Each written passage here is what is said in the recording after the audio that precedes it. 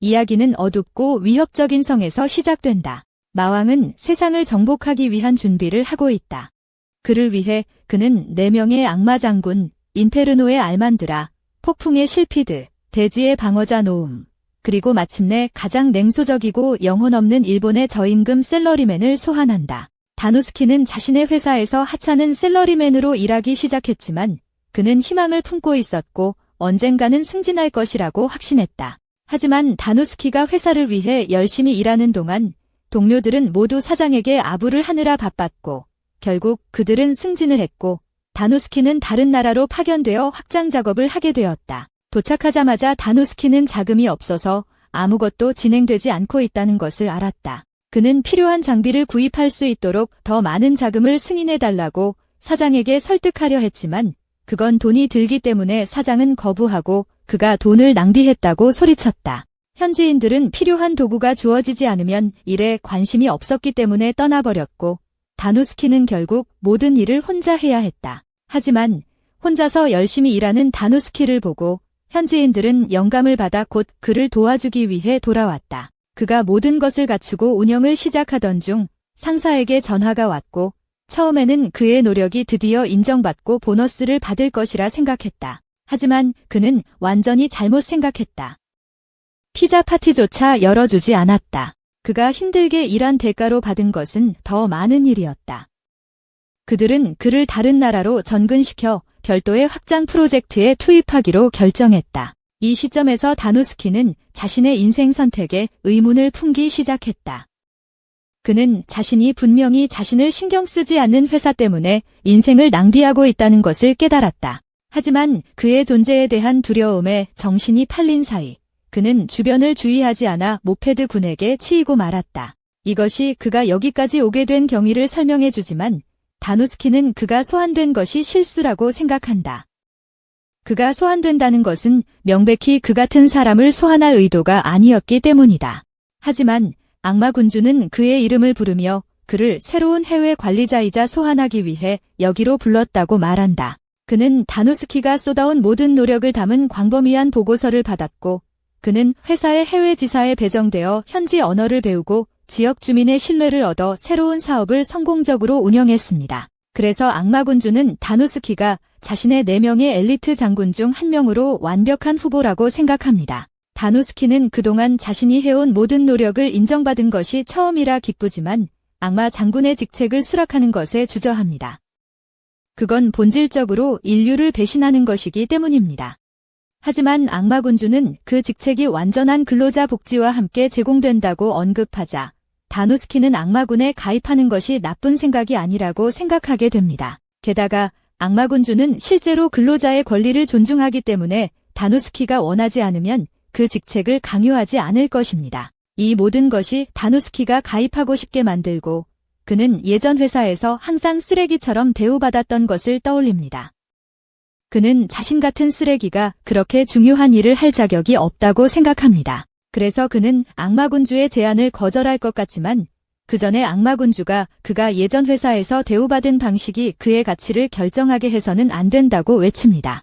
그 회사는 자신들만 생각하는 어브낙셔스하고 이기적인 관리자들에 의해 운영되었기 때문에 다누스키의 뒷이야기에서 그가 쏟은 모든 노력에 주목하지 않았습니다. 하지만 데몬 로드는 단스키가 직원으로서 얼마나 귀중한 존재인지 잘 알고 있으므로 그런 실수를 저지르지 않을 것이다. 그렇다면 그는 과거의 회사로 돌아가 다시 쓰레기 취급을 받으며 살아갈까? 아니면 여기에 남아 데몬 군대를 건설하는 데 도움을 줄까?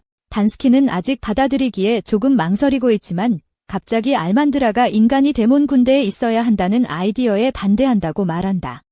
실프리드와 고먼도 그와 같은 생각으로 그가 어떻게 데몬 군대에 도움이 될 수 있는지 이해할 수 없다며 반대한다. 데몬 로드는 그들이 의심스러워할 만큼 이유가 있다는 걸 이해하므로 다른 이들이 그가 얼마나 유능한지 보여주기 위해 단스키에게 시험을 부과하기로 결정한다. 단스키는 패닉에 빠져 데몬 로드에게 자신은 힘이 없으므로 싸울 수 없다고 설명하려 하지만 이미 늦었고 알만드라는 그가 어떤 존재인지 보기 위해 전력을 다해 공격하기로 마음먹었다는 소문을 들었기 때문이다. 알만드라는 다른 세계의 인간들은 특별한 힘을 가지고 있다고 들었으므로 단스키에게 자신의 치명적인 발차기를 막아보라고 말한다. 하지만 발차기가 날아가기 전에 악마 군주가 그녀 앞에 나서서 그것을 멈췄다. 알만드라는 왜 악마 군주가 그녀를 방해했는지 묻지만 그는 그녀가 자신의 말을 끝내기를 기다리지 않았다고 지적한다. 그래서 그녀는 상황을 오해하게 되었다. 저기 불쌍한 다누스키를 봐.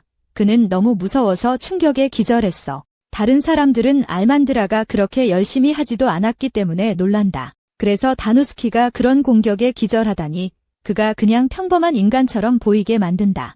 악마 군주는 다누스키가 정말 평범한 인간이라고 말하며 그로 인해 모두가 그 결정에 더욱 반대하게 된다. 악마 군대는 전부 괴물로 이루어져 있으므로 만약 인간이 악마와 반인간 사이의 권력 투쟁에 들어선다면 그는 거의 즉시 살아먹히게 된다. 악마 군주는 그의 군대 내 파벌간에 약간의 마찰이 있다는 것을 인정하지만 바로 그 때문에 그는 다누스키와 그의 기술 세트를 필요로 한다. 그는 그가 강한 몸이나 놀라운 공격력을 가질 것이라고 기대하지 않지만 오히려 그에게 기대하는 것은 그의 기민함이다. 바로 그때 다누스키는 마침내 의식을 되찾고 그들이 자신을 풀어주기를 간청하기 시작한다. 알만드라가 자신에게 가하려 했던 공격을 감당할 수 없기 때문이다. 악마 군주는 그에게 진정하라고 말하고 그가 싸울 것으로 기대되지는 않지만 다누스키에게 적합한 시험을 주겠다고 설명한다. 그는 악마 군대가 현재 주변 부족들과 조약을 체결하려 하고 있으며 지금까지 살라멘더와 늑대 인간들과 합의에 도달했다고 설명한다. 하지만 미노타우르 부족과의 협상은 매우 어려웠기 때문에 다누스키의 시험은 미노타우르 부족과의 조약을 체결하기 위해 필요한 모든 것을 하는 것이다. 다누스키의 뛰어난 협상 기술로 미노타우르의 신뢰를 얻고 우호적인 합의에 도달하는 것은 충분히 간단할 것이다. 하지만 다누스키는 미노타우르와의 협상이 간단하다고 생각하지 않는다. 그러나 악마왕은 진심으로 성공할 수 있다고 믿고 있기 때문에 다누스키에게 알만드라에게 질문이 있는지 확인하라고 말합니다. 그 후 알만드라는 다누스키를 호위하여 미노타우르족과 협상할 수 있도록 복도를 걸어갑니다. 하지만 그녀는 인간인 다누스키가 미노타우르와 협상할 가능성이 전혀 없으므로 시간 낭비라고 생각합니다. 다누스키도 자신이 쓸모없다는 사실에 동의하지만 악마왕이 자신이 얼마나 필요했는지 진지하게 말할 때 매우 진지해 보였으며 다누스키는 오직 자신의 노력이 인정받기를 바라는 것이 전부였기 때문에 악마왕의 기대에 부응하고 싶었습니다. 그때 알만드라가 미노타우르족 족장이 머물고 있는 회의실에 도착했다고 다누스키에게 말합니다. 다누스키는 방의 크기에 깜짝 놀랐습니다. 하지만 알만드라는 이는 매우 정상적인 일이라고 설명하며 경고합니다. 미노타우르는 매우 사나운 존재로 조심하지 않으면 무자비하게 짓밟힐 수 있다고 말입니다. 알만드라가 문을 열었을 때 다누스키는 미노타우르 족장이 어떤 모습일지 전혀 예상하지 못하지만 무엇이든 간에 최선을 다해 협상하겠다고 다짐합니다. 하지만 실제로 미노타우르 족장을 본 순간 그는 패닉 상태에 빠집니다. 타리우스처럼 생긴 존재와는 절대 협상할 수 없습니다. 알만드라가 그를 불쌍히 여겨 협상에 도움을 주려고 나서자 다누스키는 정말 고마워한다. 하지만 알만드라가 타리우스와 싸우는 모습을 보자 협상이 잘 안 되고 있다는 걸 느낀다. 알만드라는 타리우스가 제공한 모든 것에 대해 어떻게 불만이 있을 수 있는지 이해할 수 없으며 타리우스는 그녀가 무슨 말을 하는지 모른다고 말한다. 결국 동맹조약은 진전이 없고 알만드라는 회의실을 떠난다. 알만드라는 왜 타리우스가 처음에는 동의했으나 지금은 동맹조약에 합의하기가 이렇게 어려운지 이해할 수 없다. 동의를 거의 확정하려던 순간 갑자기 계속 아니오라고 소리치기 시작했다. 알만드라는 몇 번이나 다시 돌아와 동의할지 확인했지만 그가 내뱉는 말은 언제나 아니오뿐이었기에 그가 원하는 바를 이해할 수 없었다. 알만드라는 해결책을 볼 수 없어 이제는 다누스키에게 남겨두겠지만 그가 처참하게 실패할 거라는 걸 폴리 기대하고 있다. 다누스키는 이 난장판을 어떻게든 해결해야 한다고 생각하며 완전한 패닉 상태에 빠진다. 하지만 복도를 걸으며 무엇을 해야 할지 고민하던 중 발을 발견하고 머리를 맑게 하고자 그쪽으로 향한다. 바텐더는 그를 진정시키기 위해 따뜻한 타월을 건네주며 다누스키는 앉아서 생각하면서 음료를 주문한다. 그는 협상을 진행하려 하지만 만약 고객이 협상에 응하지 않는다면 그가 할 수 있는 일이 아무것도 없다. 그러나 다누스키는 이제 타리우스가 실제로 협상을 거부하지 않을 수도 있다는 사실을 깨닫는다. 그는 이미 이런 상황을 경험했었다. 고객이 계속해서 라고 말했지만 그의 눈을 들여다보면 진짜 의도를 알 수 있었고 결국 양측은 합의에 도달할 수 있었다. 이제 그는 무엇을 해야 하는지 알고 있다.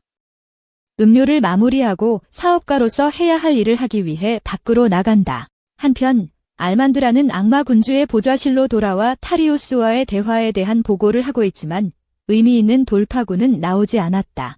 그래서 그녀는 다누스키가 아무것도 성취하지 못할 것이라고 생각하지만 특히 그가 오늘 이 세상에 도착한 지 하루밖에 되지 않았기 때문이기도 합니다. 하지만 악마왕은 여전히 그를 믿고 있으므로 그녀에게 다누스키가 어떤 일을 할 수 있는지 지켜보라고 말합니다. 그녀는 악마왕이 다누스키에게 뭘 보았는지 이해할 수 없지만 그가 괜찮은지 확인하기 위해 직접 찾아가 보기로 결정합니다. 그리고 그녀가 들어갔을 때 그녀는 다누스키가 여러 가방에 허물을 채우고 있는 모습을 발견합니다. 그녀가 무엇을 하고 있느냐고 묻자 그는 타리우스와 진지한 대화를 나누려고 한다고 말합니다. 그녀는 그가 협상할 의지가 없다며 소용없다고 말하려 하지만 다누스키는 여전히 가능성이 있다고 생각합니다. 다누스키는 단순히 타리우스를 똑바로 바라보고 자신의 감정을 제대로 전달하면 두 사람이 서로 이해할 수 있을 것이라고 생각합니다. 알만드라는 다누스키가 이전보다 훨씬 더 자신감 있게 보이며 이번에는 조금도 공포가 없다는 것을 알아차립니다. 그는 자신감 있게 회의실로 들어가 타리우스와 대화를 나눕니다. 다음 날 아침, 알만드라는 다누스키가 살아있는지 확인하기 위해 회의실로 들어갑니다. 그러나 안을 들여다보니 방 안은 허물로 가득 차 있었고 다누스키나 타리우스는 보이지 않았습니다.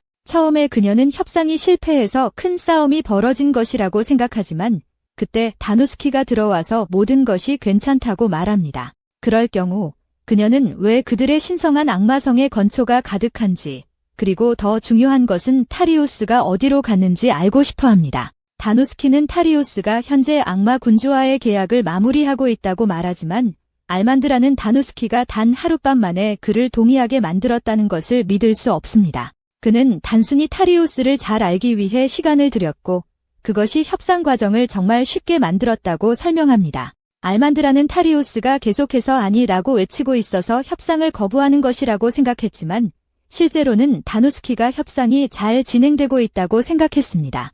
다누스키는 이전에 국제 고객과 비슷한 경험을 했고 그 고객은 그에게 아니라고 말하는 것에 정말 열정적이었습니다. 그래서 다누스키는 협상이 실패로 끝날 것이라고 생각했지만 놀랍게도 그 남자가 악수하자고 손을 내밀어 오해가 있었음을 깨달았습니다.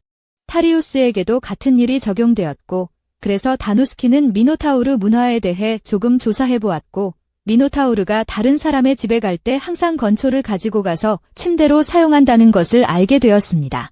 그래서 그동안 그는 단순히 자신의 건초를 요청하려고 했던 것이고 다누스키가 그것을 알아차렸을 때 협상에 더 이상 문제가 없었습니다. 이제 알만드라는 자신이 타리우스를 오해했고 그를 차가운 바닥에서 자게 했다는 것을 깨닫고 정말 안타까워합니다. 하지만 타리우스는 그것이 솔직한 실수였으니 괜찮다고 말하며 그에게 악수를 해 불편한 감정이 없음을 보여줍니다. 타리우스가 떠나면서 악마 군주가 다누스키와 알만드라에게 다가와 알만드라에게 그가 왜 다누스키를 그들의 대열에 추가하고 싶어 하는지 이제 이해했냐고 묻습니다.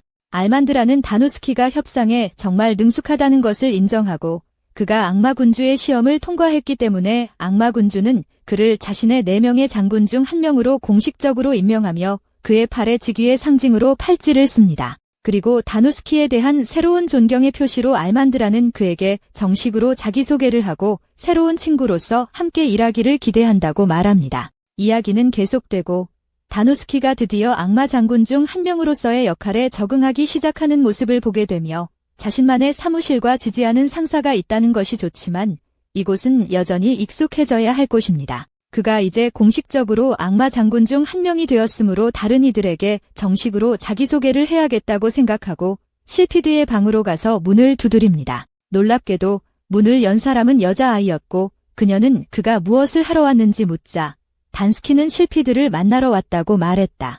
그러자 소녀는 차갑게 자신이 실피드의 보좌라고 말하며 실피드는 매우 바쁜 사람이니 단스키가 그를 방해할 수 없다고 말했다. 단스키는 실망했지만 다른 악마 장군들이 반발할 것을 알고 있었기에 나중에 다시 시도하기로 결심했다.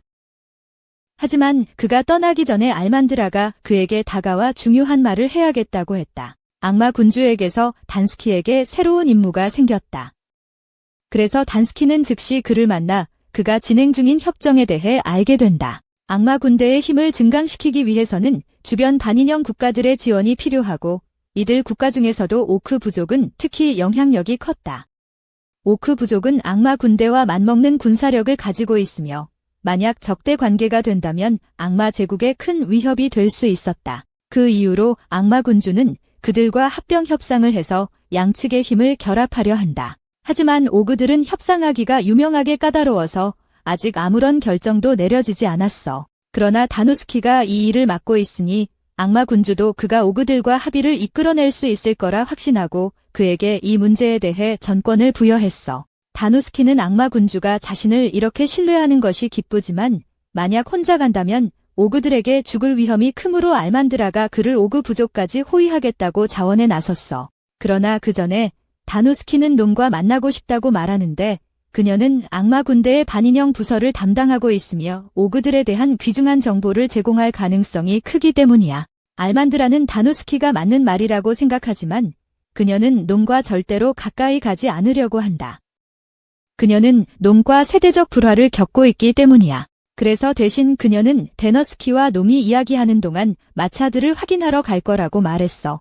다누스키는 매일 훈련 중인 놈을 훈련장에서 만났는데 그가 보기에 놈의 병사들은 물론이고 그녀가 사기를 진짜 높게 유지한다는 점에서 인상적이었어.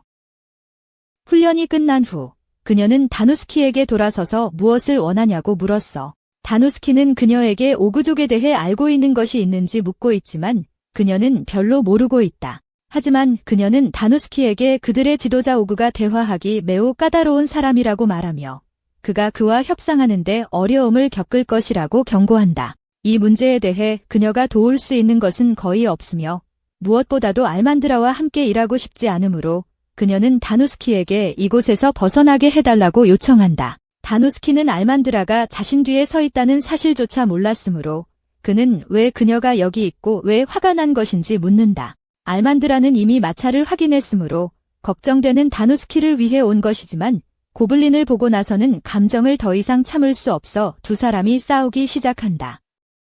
다누스키는 알만드라와 고블린이 서로 얼마나 미워하는지 걱정되기 시작한다. 다누스키와 알만드라는 결국 오그성에 도착하지만 성문에 멈춰 서서 오그가 들어오도록 허락할 때까지 기다리라고 전해받는다. 알만드라는 이렇게 오랫동안 밖에 머물러 있어야 하는 것이 너무 황당하다고 생각하지만 다누스키는 이를 본 적이 있으며 오그가 이를 이용해 협상을 방해하려 한다는 것을 알고 있다. 그래서 차분하게 유지하는 것이 중요하지만 알만드라는 분노로 터질 지경에 있다. 포어처니트리, 비포어 시 쿠드 액트 아웃. 오거의 보조가 나와 두 사람에게 들어갈 수 있음을 알린다. 그러나 그들이 들어가는 동안 데너스키는 오거의 갑옷이 얼마나 낡았는지 눈치챈다. 결국 그들은 오거의 왕좌방에 도착해 오거 본인과 마주하게 된다. 하지만 엘먼드러가 협상을 시작하려고 할 때 그는 그녀에게 입을 다물라고 말한다. 그는 왜 그들이 여기 있는지 신경 쓰지 않는다. 왕이 항복하기 전까지는 그들이 무슨 말을 하든 듣지도 않을 것이기 때문이다.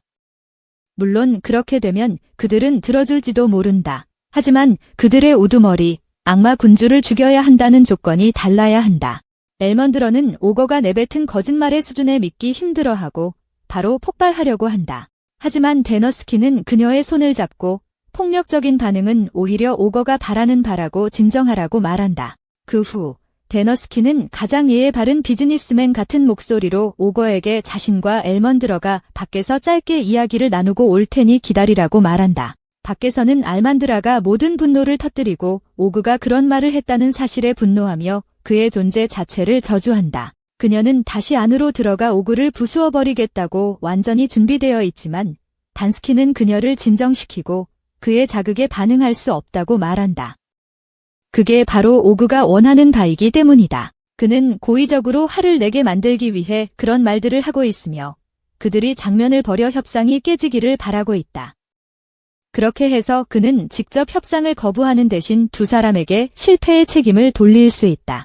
오그가 무엇을 시도하려 했는지 이제 알게 된 알만드라는 자신을 진정시키지만 여전히 오그가 악마군주를 모욕했다는 사실에 정말 화가 난다. 솔직히 말하자면 단스키도 똑같이 화가 나 있지만 그런 감정을 표출하면 성공 가능성을 저해할 수 있기 때문에 어떻게 반응해야 할지 신중하게 접근해야 한다. 그렇긴 하지만 오그는 협상에 응할 의향이 없으므로 이 상황에서 할 수 있는 일은 많지 않다. 그때 앞서 본 소녀가 나타나 자신을 오그의 딸 오루라고 소개한다. 그녀는 이것이 무례하게 들릴 수 있다는 걸 알고 있지만 요청이 있으니 그녀의 아버지를 폐위시키는데 단스키와 알만드라의 도움을 구하고자 한다. 그녀는 다누스키와 알만드라를 빈 방으로 안내하며 이것이 식료품 저장고라고 설명합니다. 그리고 그들이 볼 수 있듯이 음식이 없습니다. 오거는 힘과 반인간들 사이에서의 영향력으로 알려져 있지만 최근 재정적인 문제에 봉착하여 많은 사람들이 먹을 음식을 찾는데 어려움을 겪고 있습니다. 다누스키는 이런 일이 일어나고 있다고 생각했는데 들어올 때 오거의 장비가 형편없는 상태인 것과 성 자체에서 느껴지는 차갑고 텅 빈 느낌을 보았기 때문입니다. 이런 상황은 대기업이 쇠퇴하기 시작할 때 보통 발생합니다. 그들은 모든 것이 잘 되고 있는 것처럼 보이게 하지만 내부에서는 끊임없이 파산 직전의 상태에 있습니다. 바로 이것이 오거 부족에서 일어나고 있는 일이며 오르는 이를 재건하기 위해서만 악마 군대의 도움을 의지해야 한다고 믿고 있습니다. 하지만 그녀의 아버지는 그녀의 말을 듣지 않으며 게다가 현재 아프신 상태입니다. 그들은 이 사실을 숨기려고 노력해왔으니 따라서 알만드라와 덴스키가 준비를 하도록 밖에서 기다리게 했지만 그의 상태는 점점 나빠져서 곧 죽을 것 같다. 오그가 지금과 같은 상태로 사망한다면 그것은 부족의 종말이 될 것이다. 그래서 그녀는 덴스키에게 도움을 청한다. 덴스키는 그녀의 걱정을 이해한다고 말하지만 동시에 그녀가 이렇게 중요한 정보를 공유한 것에 대해 질책한다. 부족장의 딸로서 그녀는 믿을 만한 사람에 대해 더 신중해야 하지만 오루는 덴스키가 좋은 사람이라는 것을 알 수 있었다. 그녀는 사람들이 어떤 사람인지 구별하는 능력에 자신이 있었기에 그 상황을 덴스키에게 말했으며 이제 그녀는 오그 부족을 구하기 위해 그와 결혼하라고 요청한다. 이를 듣고 덴스키는 당황하고 알만드라는 분노에 불타오르지만 오루는 자신의 제안에 진지하다. 오그 부족의 모든 오그들은 돌처럼 멍청하기 때문에 오루가 악마 군대의 번영을 보장할 유일한 방법은 똑똑한 덴스키와 결혼하여 새로운 부족장이 되는 것이다. 덴스키는 오루에게 충동적인 결정을 내리지 않도록 설득하지만 오루는 이것이 오그 부족을 구하는 유일한 길이라고 확신하고 즉시 결혼을 공식화하려 한다. 그러나 알만드라는 일을 막아선다. 그날 밤 나중에 단스키는 자신의 사무실에서 오그가 그를 상대하려 하지 않고 오루가 그와 결혼하고 싶어 하기 때문에 어떻게 이 난관을 벗어날지 고민하고 있다. 악마 귀족의 두 번째 임무에서 실패할 수 없기 때문에 그는 머리를 맑게 하고자 마음속 발을 찾아간다. 하지만 이번에는 혼자가 아니다. 단스키의 상상 속 알만드라가 그 옆 테이블에 앉아 바어텐더와 원숭이가 사자보다 더 멋있는지 아니면 반대로 사자가 더 멋있는지 논쟁하고 있다. 사실적으로 매일 원숭이는 사자를 바닥에 쓰러뜨리고 있지만 알만드라는 사자는 무리가 자부심라고 불린다고 반박한다. 단스키가 이를 듣자마자 환상을 깨고 이제 확실한 계획이 떠오른다. 다음 날 아침 일찍 단스키는 알만드라를 밖으로 부르며 이렇게 일찍 깨워 미안하다고 사과하지만 그녀의 도움이 필요하다고 말하며 협상을 하러 갈 것이라고 말한다. 하지만 단스키의 계획이 성공하려면 다른 곳으로 먼저 가야 한다. 모든 일이 잘 진행된다면 오거가 협상회의를 요청하게 될 것이다. 일주일 후 다누스키와 알만드라는 다누스키가 계획했던 대로 우두머리의 왕좌방으로 호출된다. 오기어는 꽤 화가 나 보인다. 그는 최근 일주일 동안 모든 주변 부족들이 악마 군대와 동맹을 맺었다는 사실을 방금 알게 되었고 설명을 요구하고 있다. 일주일 전 다누스키는 알만드라에게 먼저 작은 부족들을 모집하려는 계획에 대해 이야기했다. 오기어를 설득하려고 하지 않고 말이다. 그것은 그리 어렵지 않을 것이다. 왜냐하면 오기어 부족처럼 다른 부족들도 식량 부족에 시달리고 있어서 지원의 약속에 흔들릴 수 있기 때문이다.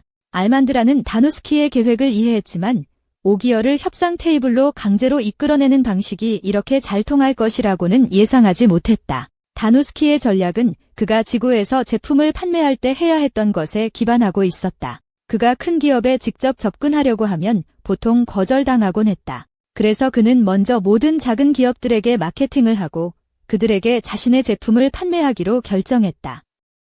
결국 큰 기업도 그에게 연락하여 제품을 요청할 수밖에 없게 만들었다. 그들이 뒤처지지 않기 위해서 말이다. 비슷하게 주변에 있는 모든 반인간들이 악마 군대에 합류한다면 자부심 강한 족장도 이 사실을 그냥 넘어가지 않을 것이다. 현재 덴스키는 어리석은 척하며 작은 부족들이 생존하기 어려워서 악마 군대의 지원이 필요하다고 판단해 동맹을 제안했다고 행동한다. 하지만 오지에는 이를 더욱 분노하게 만드는데 그는 협상을 한 적이 없다고 생각하기 때문이다. 모든 것이 계획대로 진행되고 있다. 이제 오지에가 감정적으로 흔들렸으니 덴스키의 협상 전략에 더 취약해진 상태다. 덴스키는 이제 자신이 혼자서 동맹을 맺었다고 주장하지 않고 오지에의 도움을 받았다고 설명하기 시작한다. 오지에는 자신의 딸이 자신을 배신할 줄은 꿈에도 몰랐지만 그녀는 이렇게 해야 오지의 부족을 위해 필요한 선택이라고 말한다. 현재의 상황에서 벗어나기 위한 유일한 방법은 악마 군대의 지원에 의존하는 것인데 인정하긴 싫지만 시대는 변했다. 그는 나이가 들었고 현재 병에 걸려 있으니 살아남기 위해서는 악마 군대에 합류해야 한다. 그때 덴스키가 끼어들어 오지에 대한 대안을 제시했다.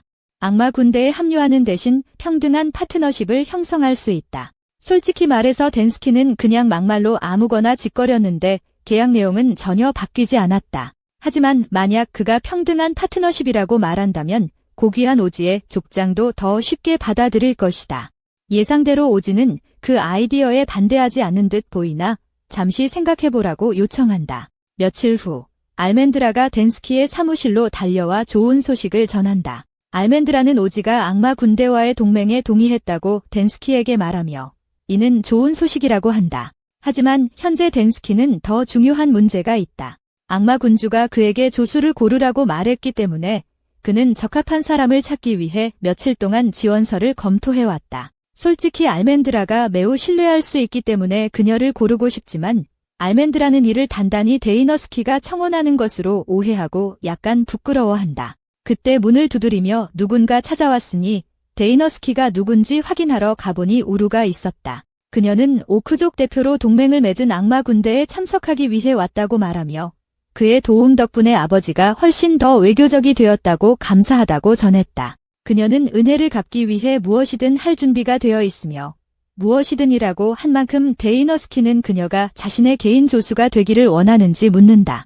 우루는 이 일을 하기에 매우 기쁘지만 알멘드라는 질투심을 느끼고 데이너스키를 마주볼 수 없으며 자신들이 경쟁자임을 상기시키며 그와 친구가 될 수 없다고 생각한다. 데이너스키는 그녀가 갑자기 왜 그런 행동을 하는지 전혀 모르지만 어쨌든 이번 다른 악마 군대가 꽤 성장해서 그에게는 좋은 한 달이었다.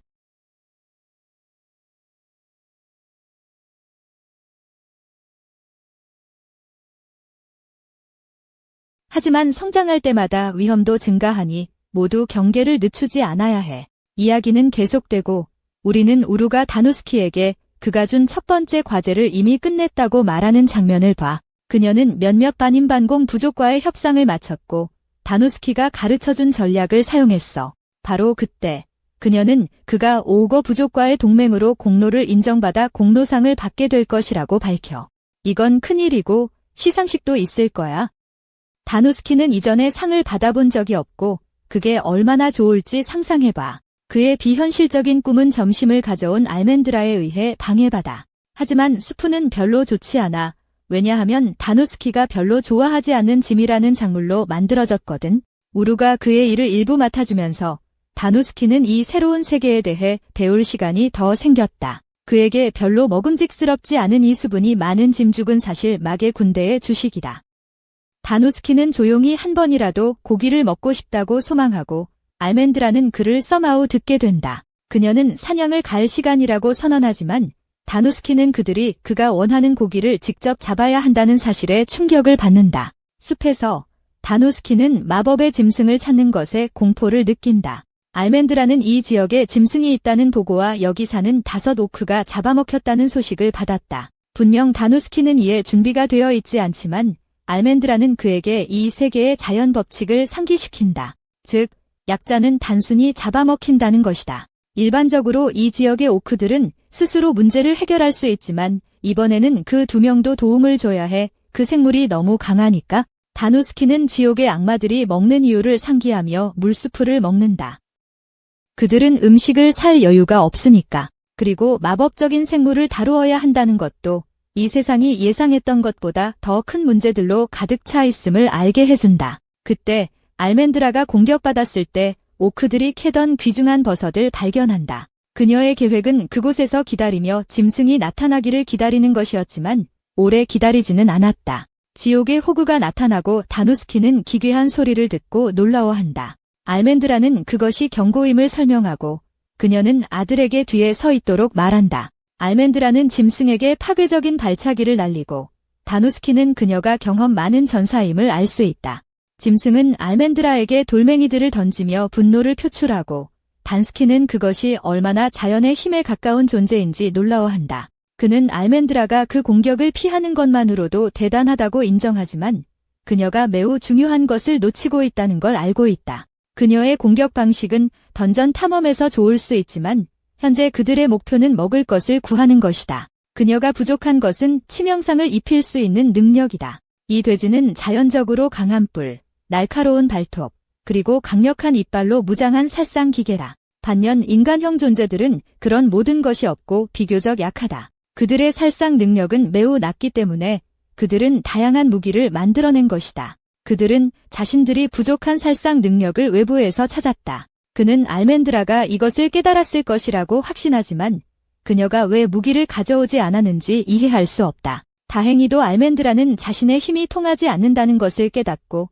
실제로 시도할 시간이라고 생각한다. 다누스키는 알멘드라가 몸을 강화할 때 미로에 갇힌다. 그리고 그녀는 변신한다. 그녀는 방금 사용한 마법이 사라지는데 시간이 걸리기 때문에 너무 많이 사용하고 싶지 않다고 설명한다. 하지만 어쩔 수 없으니 그녀는 짐승에게 자신에게 덤비라고 말한다. 멧돼지가 그렇게 하지만 다누스키는 그녀가 그것을 멈추게 했을 때 놀란다. 그녀는 조심해야 한다는 것을 알고 있다. 그렇지 않으면 그것의 배를 가르쳐서 먹을 수 없게 만들 수 있다.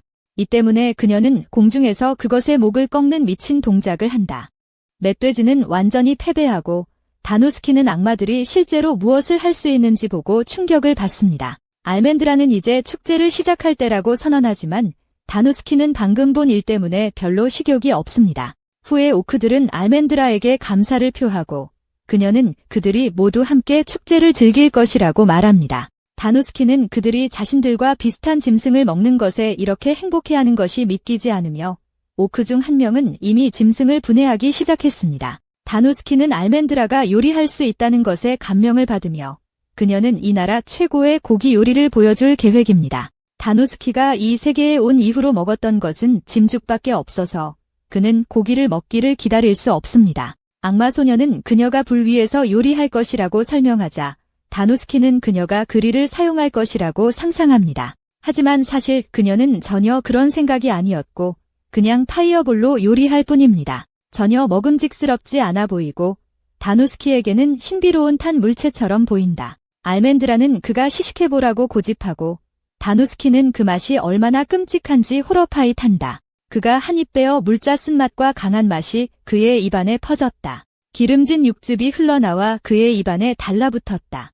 조리 기술 부족이 문제였고 다누스키는 이러한 양의 이색에 문화 충격에 준비가 되어 있지 않았다. 다누스키는 그들이 사용할 수 있는 오븐을 찾지만 알멘드라는 고기의 맛을 개선할 소금이 충분하지 않다고 말한다. 다누스키는 훌륭한 아이디어를 생각해내고 모두에게 요리는 자신에게 맡기라고 한다. 그는 너무 많은 소금이 필요하지 않으며 필요한 것은 먹을 수 있는 버섯 몇 개뿐이라고 설명한다. 잠시 후 다누스키가 그의 구운 멧돼지 꼬치와 버섯이 들어간 멧돼지 수프가 드디어 완성되었다고 알린다. 알멘드라가 처음 시식해보는데 너무 맛있어서 그녀의 옷이 조각조각 찢어진다. 다행히도 오크들에게는 같은 효과가 없지만 그들도 맛있다고 동의한다. 그들은 절대 이렇게 완벽한 멧돼지 고기를 만들 수 없으므로 다누스키가 그들에게 가르쳐준다. 그는 멧돼지 고기가 게임 맛이 강하므로 물에 담가서 피를 씻어내는 것이 중요하다고 설명한다. 지방이 많이 포함되어 있기 때문에 그는 이것을 천천히 불에서 멀리 조리하여 태우지 않고 과도한 지방을 제거했다. 그는 또한 조리 시간을 단축시켜 수프의 게임 맛을 더욱 줄였다. 알멘드라는 이렇게 훌륭한 요리사가 되는 것이 악마 장군이 자랑스러워해야 할 일인지 궁금해하지만 다누스키는 그렇다고 생각한다. 사람들은 식습관을 통해 한 나라의 부유함이나 가난함을 판단할 수 있다고 합니다. 많은 자원이 있다면 시행착오를 쉽게 겪을 수 있고 자연스럽게 지식이 쌓이게 됩니다. 알멘드라는 모욕을 당하며 그들의 나라가 가난하기 때문에 지식이 부족하다고 말합니다. 그러나 그녀는 그가 맞다고 말합니다. 주변 강대국들과 비교했을 때 그들의 나라는 작고 약해서 그들의 사람들은 먹을 것이 부족합니다. 알멘드라는 그러나 이를 바꾸기로 결심하며 그것이 엘리트 장군들의 역할입니다. 다누스키는 그녀에게 전적으로 동의하며 알멘드라는 단 한 끼 식사로 그가 이러한 것들에 대해 생각하게 만들었다는 것이 믿기지 않습니다. 그들은 어둠 속에서 집으로 돌아갈 준비를 하고 알멘드라는 그들이 사용할 광원을 보여줍니다. 그녀는 마법이 반인간에게는 접근할 수 없으며 오직 악마들만 사용할 수 있다고 설명한다. 다누스키는 모든 반인간들이 싸움 훈련을 하고 있었던 것을 기억하며 그 이유가 마법을 사용할 수 없기 때문이라는 걸 깨닫는다. 다누스키는 실피드가 악마인지 반인간인지 궁금해하지만 실제로는 알지 못한다. 그녀는 폭풍의 대마도사로 알려져 있으므로 다누스키는 그녀가 악마일 것이라고 가정한다.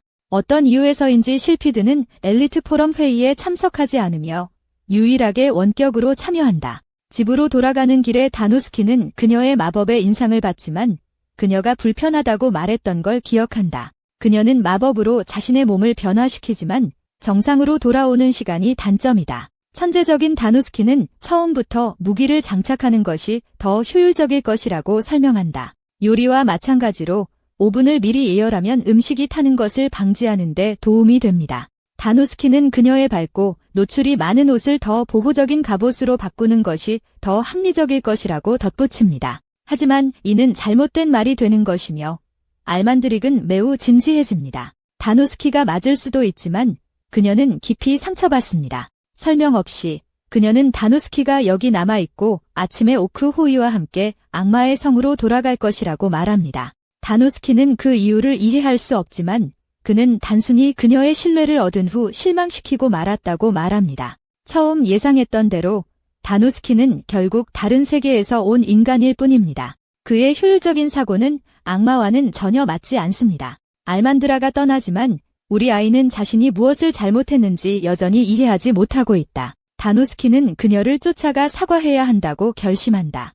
그러나 숲에서 무서운 소리들이 들려오자 그는 오히려 목숨을 구하기 위해 달리기로 결정한다. 다음 날 악마 군주는 다누스키에게 일을 잘 처리했다고 칭찬한다. 그는 두 장군이 왜 각각 돌아왔는지 궁금해하며 다누스키는 엘리트 장군으로서 부적격하다고 고함을 지른다. 그는 연신사죄하며 동료들 간의 관계를 해치는 엘리트 장군은 자격이 없다고 말한다.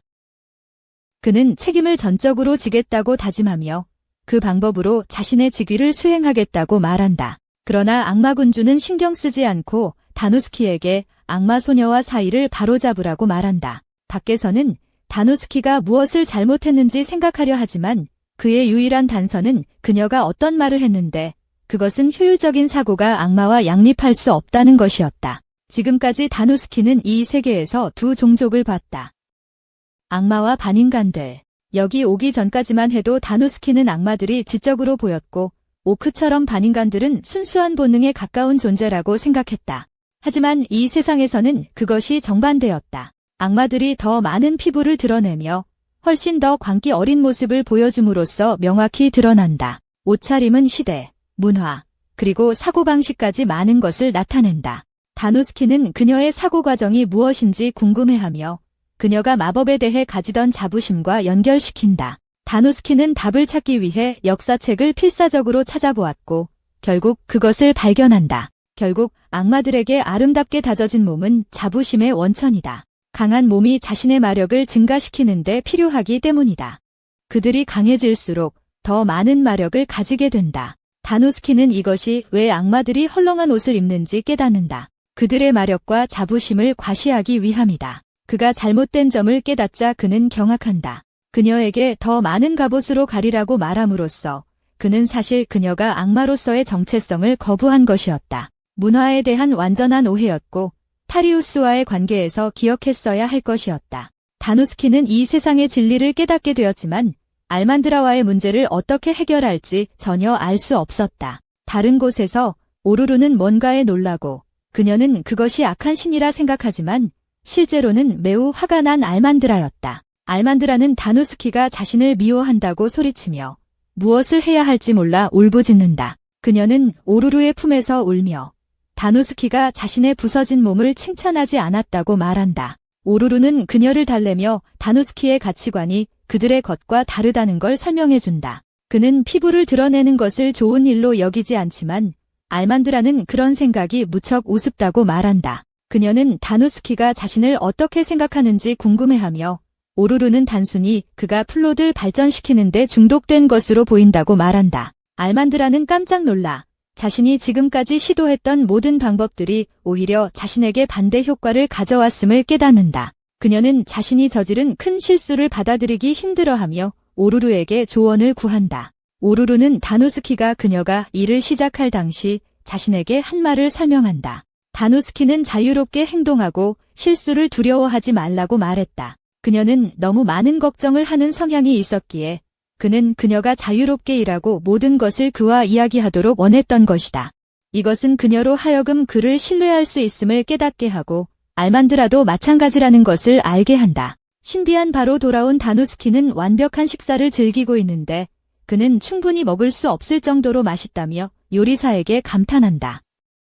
요리사는 그것이 집에서 만든 음식이라고 말한다. 다누스키는 그 전까지 그가 미소 짓는 모습을 본 적이 없었지만 이번에는 머릿속에 아이디어가 떠오르게 한다. 그는 더 이상 이것을 과도하게 생각할 필요가 없다고 결심한다.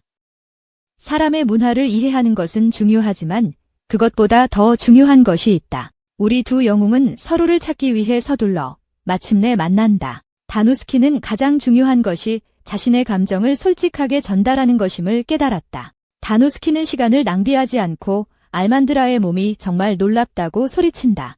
그와 동시에 알만드라는 자신이 플롯 개발에 중독되지 않았다고 소리치며 그냥 칭찬받고 싶었다고 말한다. 이렇게 정리가 되자 다누스키는 항상 그녀의 몸매를 칭찬하고 싶었지만 어휘가 제한적이라고 말한다. 다누스키는 그녀의 문화를 모욕한 것에 대해 사과하고 알만드라는 그가 연구를 했다는 것에 감명을 받는다. 그녀는 감동받고 자신의 기준을 그에게 강요하려 했던 것에 대해 사과한다. 두 사람은 서로에 대해 많은 것을 배웠고 다누스키는 이것이 그들을 강한 파트너로 만들어줄지 궁금해한다. 알만드라가 당황하며 그가 자신에게 애정을 고백하려는 둥근 길을 통해 말하고 있는 게 아닐까 생각한다. 다누스키는 모든 것이 명확해져서 계속 함께 일할 수 있게 되어 기쁘다. 나중에 시상식에서 악마왕은 해외 지사장 다누스키에게 모든 동맹국들과 함께 그의 군대를 훨씬 강하게 만든 공로를 인정한다. 아직 시간이 얼마 되지 않았지만 다누스키는 많은 일을 성취했다. 성공에 대한 보상으로 악마왕은 그에게 마력석을 주었다. 다누스키는 영광스럽게 여겼으나 그 모든 성공을 혼자 이루어낸 것은 아니라고 설명했다. 그때 알만드라가 놀라움의 소리를 지르며 다누스키가 자신을 돌아보자 그는 보석이 두 사람 모두 것이라고 선언했다. 그는 그녀가 이를 받아들일지 궁금해하지만 알만드라는 놀란 목소리로 그를 바보라고 부른다. 오라루는 자신이 보고 있는 것에 실망하며 다누스키가 전혀 깨닫지 못하고 있다는 것이 분명하다. 악마들에게는 남자가 여에게 마법의 돌을 주는 것은 결혼 제한이다. 알만드라는 계속해서 분노하며 다누스키가 이 순간에 좀 더 로맨틱했으면 좋겠다고 바란다. 반면 다누스키는 완전히 무지하다. 어딘가에서 한 신비로운 인물이 그들을 지켜보고 있다. 어떤 이유에서인지 그녀는 다누스키가 무능함에도 불구하고 악마 군단에 친근하게 다가간 것을 기쁘게 생각하는 것 같다. 이야기는 계속 이어지며 며칠 후 다누스키가 악마 군주와의 회의에 호출되고 그는 자신이 뭔가 잘못했을까 봐 두려워한다. 그래서 사전 예방 조치로 그는 사과를 시작하고 자신의 직업을 유지해달라고 간청한다. 데미휴에메이에는 다누스키의 반응에 놀라며 그가 어떤 문제도 겪고 있지 않다고 말한다. 사실 며칠 전에는 그를 위해 상을 수여하는 행사까지 열렸다.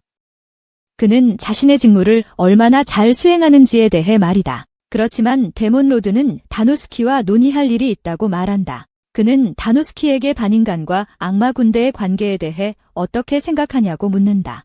다누스키가 직접 목격한 바로는 반인간들이 마법을 사용할 수 없는 악마들에 비해 열등하다고 느끼는 것 같다. 왜냐하면 마법은 오직 악마들만이 사용할 수 있기 때문이다. 그것이 바로 데몬 로드가 해결하고자 노력해온 문제였기에 모든 사람들이 마법을 사용할 수 있도록 방법을 찾아달라고 요청한다. 그렇게 되면 반인간들은 악마들과 동등하게 설 수 있을 것이다. 다누스키는 좋은 계획이라고 생각하지만 큰 문제가 있다. 왜냐하면 다누스키 자신도 마법을 사용할 수 없기 때문이었다.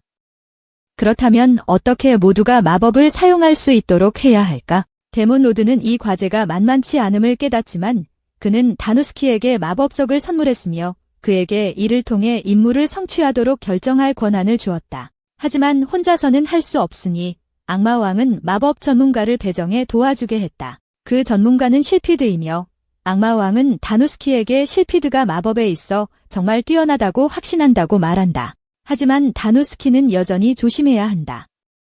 실피드는 상대하기 참 귀찮은 사람이기 때문이다.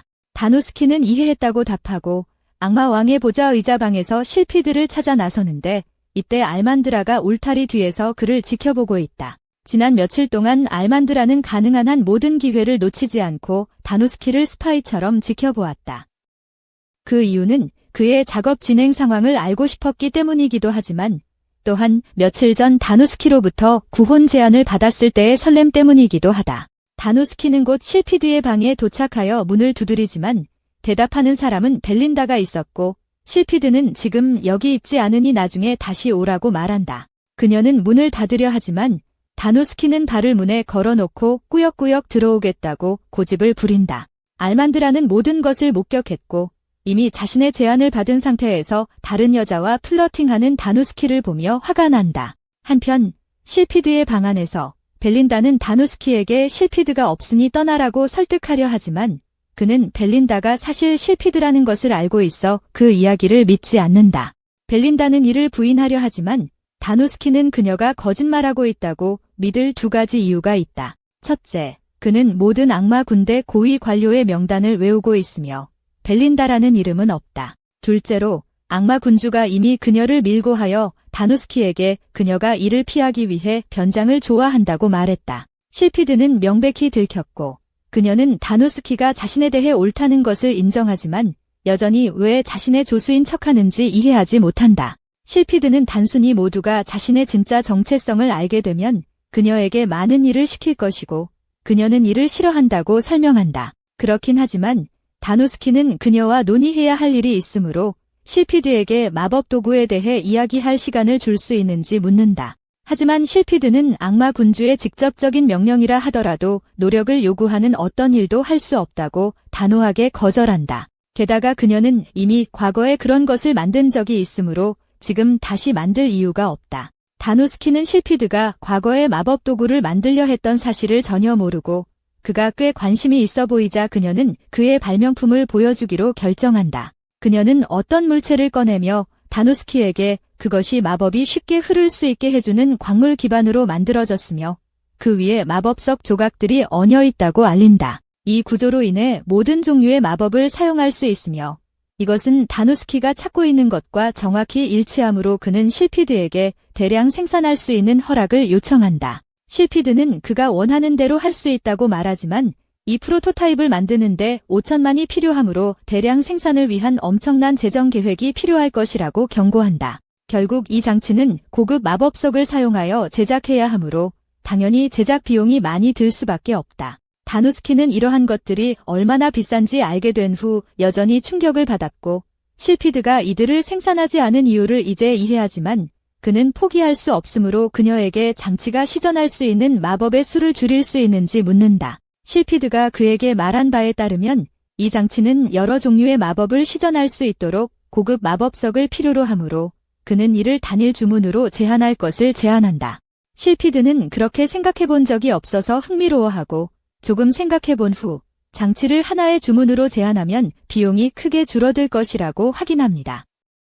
대신 저급 마법석을 생산해 사용할 수 있기 때문입니다. 그녀는 다누스키가 이렇게 짧은 시간 안에 그런 아이디어를 생각해냈다는 것이 정말 인상 깊고 마침 그가 손에 마법석을 가지고 있어서 실피드에게 이게 통할지 물어봅니다. 실피드는 이 아이디어에 점점 더 빠져들기 시작하고 필요한 모든 재료가 이미 갖춰져 있기 때문에 바로 작업할 준비가 되어 있습니다. 하지만 그녀는 도와줄 조수가 필요하기 때문에 다누스키를 끌고 자신의 지하실로 내려가고 오늘 밤 그를 전혀 잠들게 할 계획이 없습니다. 한편 실피드의 방 밖에서 알만드라는 의심을 품기 시작하고 다누스키가 이렇게 늦은 밤에 여자와 함께 실피드의 사무실에서 무엇을 하고 있는지 궁금해합니다. 다음 날 아침 우리는 다누스키가 지하실 바닥에 앉아 거의 의식이 없는 상태인 모습을 봅니다. 실피드도 마찬가지로 수면 부족이지만 그녀는 주문 하나를 시전할 수 있도록 마법 도구를 완전히 재설계하는 데 성공했기 때문에 정말 신이 나 있습니다. 이제 이 물건은 이전 모델의 비용의 일부로 대량 생산이 가능하며 이것은 모두 그녀의 천재성 덕분입니다. 하지만 대량 생산을 시작하기 전에 그들은 아직 테스트를 해야 하므로 실피드는 다누스키에게 그가 시험 대상이 될 것이라고 말합니다. 다누스키는 자신이 거의 기절할 지경이니 최소한 좀 쉬게 해달라고 애원하지만 실피드는 그가 떠나는 것을 허락하지만 돌아오면 테스트를 시작하기 위해 1시간만 쉬게 해준다고 말합니다. 다누스키가 정문으로 돌아가려 할 때 문을 열기 직전 알만드라가 쏜살같이 들어와 다누스키가 밤새 무엇을 하고 있었는지 묻습니다. 알만드라의 행동으로 인해 다누스키는 기절하게 되었고 그녀는 무릎을 꿇고 그를 흔들어 깨우려 하지만 모든 흔들림이 그를 더 어지럽게 할 뿐입니다. 그때 실피드가 지하실에서 나와 평소에 옷을 입고 있어서 알만드라는 그녀가 이전의 여성이라는 것을 알아차리지 못합니다. 알만드라는 자신이 이전에 본 것이 맞았는지 의문을 품기 시작하지만 갑자기 알만드라의 보조인 릴룸과 오로루가 큰 비상사태 때문에 방에 들어옵니다. 아시아토세 떼가 몇 개의 마을을 공격했으며 아무런 조치가 취해지지 않으면 그 마을이 파괴될 것입니다. 아시아토세는 무리지어 사냥하는 귀신새로 그 위협적인 성격 때문에 악마군주가 이 새들을 어떻게든 몰아내라고 명령했을 정도다. 그것이 릴룸이 알만드라를 찾은 이유인데 그녀는 이런 큰 무리를 상대할 수 있는 유일한 사람이었다. 알만드라가 끌려가는 동안 실피드는 다누스키와 함께 시간을 보내고 싶어 실망하지만 실피드는 새로운 마법 장치를 테스트하기에 좋은 기회라고 생각하여 다누스키를 전장으로 데려오려 한다. 밖으로 나온 후 다누스키는 주변 사람들에게 조금 물러나 있기를 권하며 그들이 하려는 일이 위험할 수 있다고 말한다. 실피드는 마법석을 설정해 간단한 불 마법을 발동시키고 그것을 다누스키에게 건네 그가 시도해보게 한다. 그 전에 다누스키는 이 장치에 안전장치가 있는지 묻지만 실피드는 폭발하더라도 팔 하나만 잃을 것이라고 보장하지만 그 소식은 다누스키의 마음을 더 편안하게 해주지는 못했다. 그는 여전히 위험을 감수하고 시험해 보기로 결정한다. 그렇게 아시아토세 무리가 접근하자 실피드는 장치에서 힘을 채널링하라고 지시한다.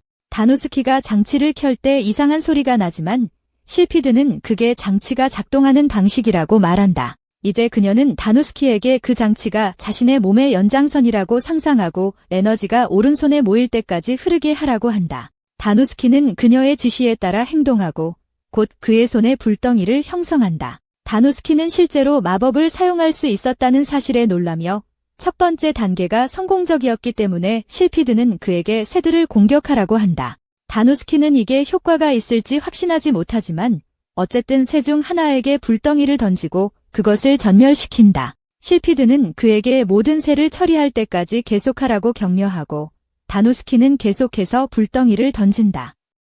그가 이 세계에 온 이후 처음으로 그는 싸움에서 이길 만큼 강하다고 느낀다. 하지만 그 힘의 감정은 오래가지 않는데 다음 순간 마법 장치가 타버려 더 이상 마법을 사용할 수 없게 된다. 새 중 하나가 다누스키에게 접근해 그를 죽이려 하지만 그 전에 실피드가 그의 주변에 장벽을 세운다. 다누스키는 장치를 다시 사용해 보지만 이번에는 마법을 사용할 수 있는 대신 천천히 새들을 끌어들이는 것처럼 보인다. 실피드는 다누스키를 쫓아오는 새들을 처리하고 그가 더 이상 장치를 사용해 마법을 시전하지 않는 이유를 묻는다. 그래서 그는 크리스탈을 보여주며 명백히 과부하가 걸렸음을 알린다. 결국 저급 마법 크리스탈이 장치를 유지하기에는 부족한 것 같아 이 실험은 실패로 끝난다. 현재로서는 그들이 새들을 쫓아내는데 성공했으니 마을 사람들은 새 고기로 스튜를 끓이며 축하한다. 다누스키가 스튜 한 그릇을 가져오는 동안 실피드는 나무 옆에서 반인반수 아이와 놀고 있다. 다노스키가 다가와 놀라움을 표현한다. 그는 모든 반인반수가 강하다고 생각했지만 일부가 이렇게 약하다는 사실을 전혀 몰랐다. 실피드는 그의 말에 동의하지만 비록 그들이 약하지만 그들 같은 반인반수들은 여전히 매우 친절하며 그녀의 과거를 약간 떠올리게 한다. 실피드는 엘프 상인 가문에서 태어났지만 일이 잘못되어 결국 쫓겨나게 되었다. 그녀는 잠시 방랑자로 살다가 반인반수 마을에 환영받았다. 반인반수들은 그녀에게 매우 친절했지만 아무도 마법을 사용할 수 없었고 그 때문에 그들은 가난하게 살았다. 실피드는 그들을 돕고 싶어 했고 그래서 그들이 마법을 사용할 수 있게 해주는 장치를 발명하기로 결심했지만 그 과정에서 주의를 잃고 처음의 이유를 잊어버렸다. 그녀는 다누스키를 향해 자신의 연구 목표는 사람들을 돕는 것이라고 말하며 이 프로젝트를 어떤 방법으로든 성공시켜야 한다고 이야기한다. 특히 그런 새들이 다시 이 마을을 공격할 가능성이 높기 때문이다. 다누스키는 잠시 생각한 후 훌륭한 아이디어를 떠올리고 실피드에게 내일 아침까지 그 마법 장치를 더 만들 수 있는지 물어본다. 그녀는 이미 디자인을 만들었기 때문에 더 만드는데 오랜 시간이 걸리지 않을 것이지만 도구 없이는 디자인을 개선할 수 없을 것이다. 다누스키는 그녀에게 현재 디자인으로도 충분히 잘 작동할 것이니 개선할 필요가 없다고 말한다. 다음 날 아침, 다누스키와 실피드는 마을을 향해 달려오는 새떼에 맞서기 위해 나가고 새들이 여기까지 도착하기 전에 다누스키는 미리 땅에 박아둔 마법 장치를 작동시킨다. 모든 기기가 동시에 켜질 때 나는 새들에게 매우 방해가 되며 이는 그들이 마을 공격을 포기하고 도망치게 만든다. 더욱 놀라운 점은 실제로 마법이 사용되지 않았기 때문에 장치 속 마법석들은 매우 오랫동안 작동할 것이고 이는 작은 마을들을 안전하게 지키면서 비용도 절감시킬 수 있음을 의미한다. 악마왕은 두 사람이 달성한 혁신에 매우 만족하며 그들의 성과를 칭찬하고 모든 마을에 필요한 마법 장치를 대량 생산하도록 실피드에게 요청한다.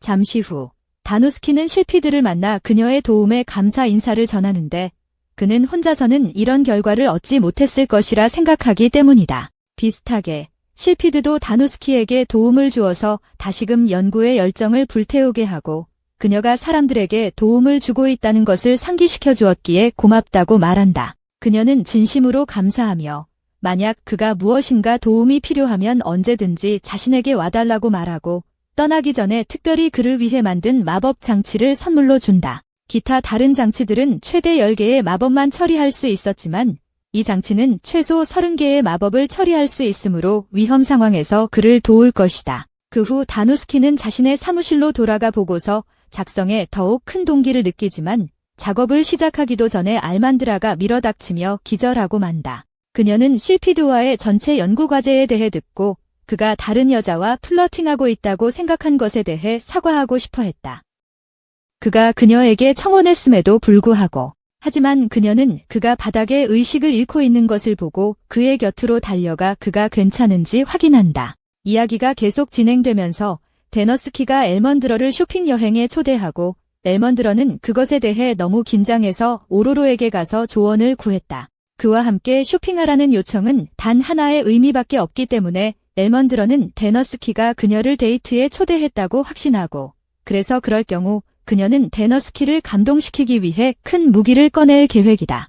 엘먼드러는 최대한 자신의 몸을 드러내기 위해 이 비키니만 입으려고 하지만 오로로는 그것이 그리 좋은 생각이 아닐 것이라고 말한다. 데너스키는 그렇게 많은 노출에 불편할 것이기 때문에 좀 더 보수적인 것을 입는 것이 좋을 것이라고 한다. 엘먼드러는 오로로의 조언을 따랐고 다행히도 데너스키는 그녀의 옷을 정말 좋아하는 것 같아서 이 데이트가 잘 진행될 것 같고 그녀와 데너스키의 관계가 한 단계 더 나아갈 것이라고 생각한다. 안타깝게도 우리가 이야기하는 것은 데너스키이기 때문에 그가 엘먼드러를 쇼핑에 초대한 유일한 이유는 시장 조사를 하고 싶어서였고 엘먼드러는 결국 이것이 데이트가 아니라는 것을 깨닫고 매우 실망한다. 그녀는 분노로 가득 차 있지만 여전히 다누스키를 도와주고 싶어하며 그에게 어떤 연구를 하고 있는지 물어봅니다. 다누스키는 현지인의 의견을 듣는 것이 항상 좋은 아이디어라고 설명합니다.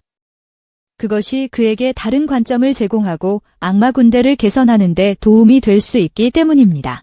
하지만 지금은 엘만드라와 경치를 즐기고 싶다고 말하며 그녀를 놀라게 하지만 이것이 데이트는 아니라고 덧붙입니다. 그들이 한 노점에 다가가자 노점 주인이 다누스키를 엘리트 악마 군대의 장군 중 한 명으로 알아봅니다. 다누스키는 사람들이 자신을 알고 있다는 사실에 놀라지만 악마 군주가 직접 소환한 인간에 대한 소문이 돌고 있었고 다누스키의 옷차림이 그를 눈에 띄게 만듭니다. 그 남성은 또한 엘만드라를 알아보고 그녀와 다누스키가 함께 나왔으니 그들이 데이트 중이라고 추측합니다. 하지만 엘만드라는 다누스키가 이 여행이 업무와 관련된 것이라고 이미 분명히 했기 때문에 이를 부인합니다. 그녀는 그들이 시장 조사를 하러 왔다고 설명하고 그런 경우라면 남성이 그의 최고의 상품을 보여주겠다고 제안합니다.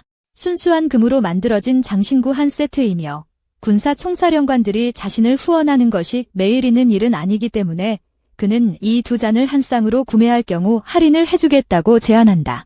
그 사람이 결혼식을 앞둔 커플에게 일반적으로 이 잔들을 구입한다고 설명하기 시작하지만 단스키는 알만드라를 위해 이것을 사고 싶다고 생각에 망설임 없이 말하고 이는 알만드라에게 단스키가 자신에게 호감을 보이는 것처럼 보여 혼란스럽다. 하지만 실제로는 단스키가 상점 주인에게 정보를 알아내기 위해 잔을 산 것이었고 알만드라는 다시 실망하게 된다. 조금 더 조사를 진행한 후 단스키는 알만드라와 함께 커피를 마시며 연구 결과를 검토한다. 그의 연구 결과에 따르면 다른 반인간 영토들과 최근 형성된 동맹은 사람들에게 좋은 반응을 얻었으며 다양한 문화들이 잘 통합되고 있다. 그러나 동시에 부정적인 부작용도 발생했다. 특히 인구 증가로 인해 전례 없는 식량 부족이 발생했으며 기본 곡물인 짐의 가격이 사람들이 살 수 없을 정도로 높아졌다. 알만드라도 가격 상승을 눈치챘으며 음식 도매상 중 하나를 찾아가 왜 짐을 그렇게 비싸게 팔고 있는지 이유를 묻고 있다. 하지만 거칠게 흔들리면서도 소매상은 가격을 낮출 수 없으며 그렇지 않으면 빚더미에 오를 것이라고 말했다. 의 가격은 분명히 부풀려지고 있지만 소매상들이 가격을 부풀리는 자들이 아니라면 이는 도매상의 소행일 것이다. 도매상들은 농부로부터 대량 구매한 상품들을 배분하는 일을 담당한다. 이런 구조는 일반적으로 잘 작동하겠지만 도매상이 이익을 극대화하기 위해 가격을 인위적으로 올릴 가능성도 있다. 그리고 소매상들이 인상된 가격에 강제로 구입해야 한다면 그들도 살아남기 위해 가격을 올려야 할 것이며 아마 도매상들이 이런 문제의 주범일 것이다. 알만드라가 그들이 도매상 건물로 들어가 정상적인 가격으로 설정할 것을 요구해야 한다고 생각하지만 다뉴스키는 그게 좋은 아이디어가 아니라고 생각한다. 왜냐하면 지금까지 도매상들이 그런 일을 하고 있다는 주장은 단순 추측에 불과하며 조심하지 않으면 도매상을 화나게 해서 국가적 재앙이 발생할 위험성이 있기 때문이다. 판매 관리는 큰 상업 길드에 의해 운영되며 그들은 상당한 권력을 가지고 있다. 그러므로 행동하기 전에 이 문제에 대한 더 많은 정보를 수집해야 한다. 그렇다고 말하면서 다누스키는 그들이 오늘 시장 조사를 마쳤다고 말하지만 성으로 돌아가기 전에 아직 시간이 많이 남아 있으니 다누스키는 알만드라에게 그 사이에 시도해보고 싶은 것이 있는지 묻습니다. 알만드라는 기뻐합니다. 왜냐하면 이것이 다누스키와 제대로 된 데이트를 할 기회일 수 있기 때문입니다. 하지만 그와 단둘이 있을 희망은 곧 사라지게 됩니다. 왜냐하면 노움이 나타나기 때문입니다. 다누스키는 그녀가 여기 있는 것을 보고 놀라며 노움이 쇼핑을 하러 나왔냐고 묻습니다. 그러자 노움은 오늘이 그녀의 민족에게 중요한 날이라서 자신이 아끼는 사람들을 위한 선물을 사러 왔다고 설명합니다. 이 경우 그녀는 악마 군대의 동료들을 위한 선물을 사고 있지만 여전히 알만드라와는 사이가 좋지 않기 때문에 알만드라에게는 아무것도 주지 않을 것입니다. 바로 그때 노움은 두 마리의 쥐 반인간에게 다가옵니다.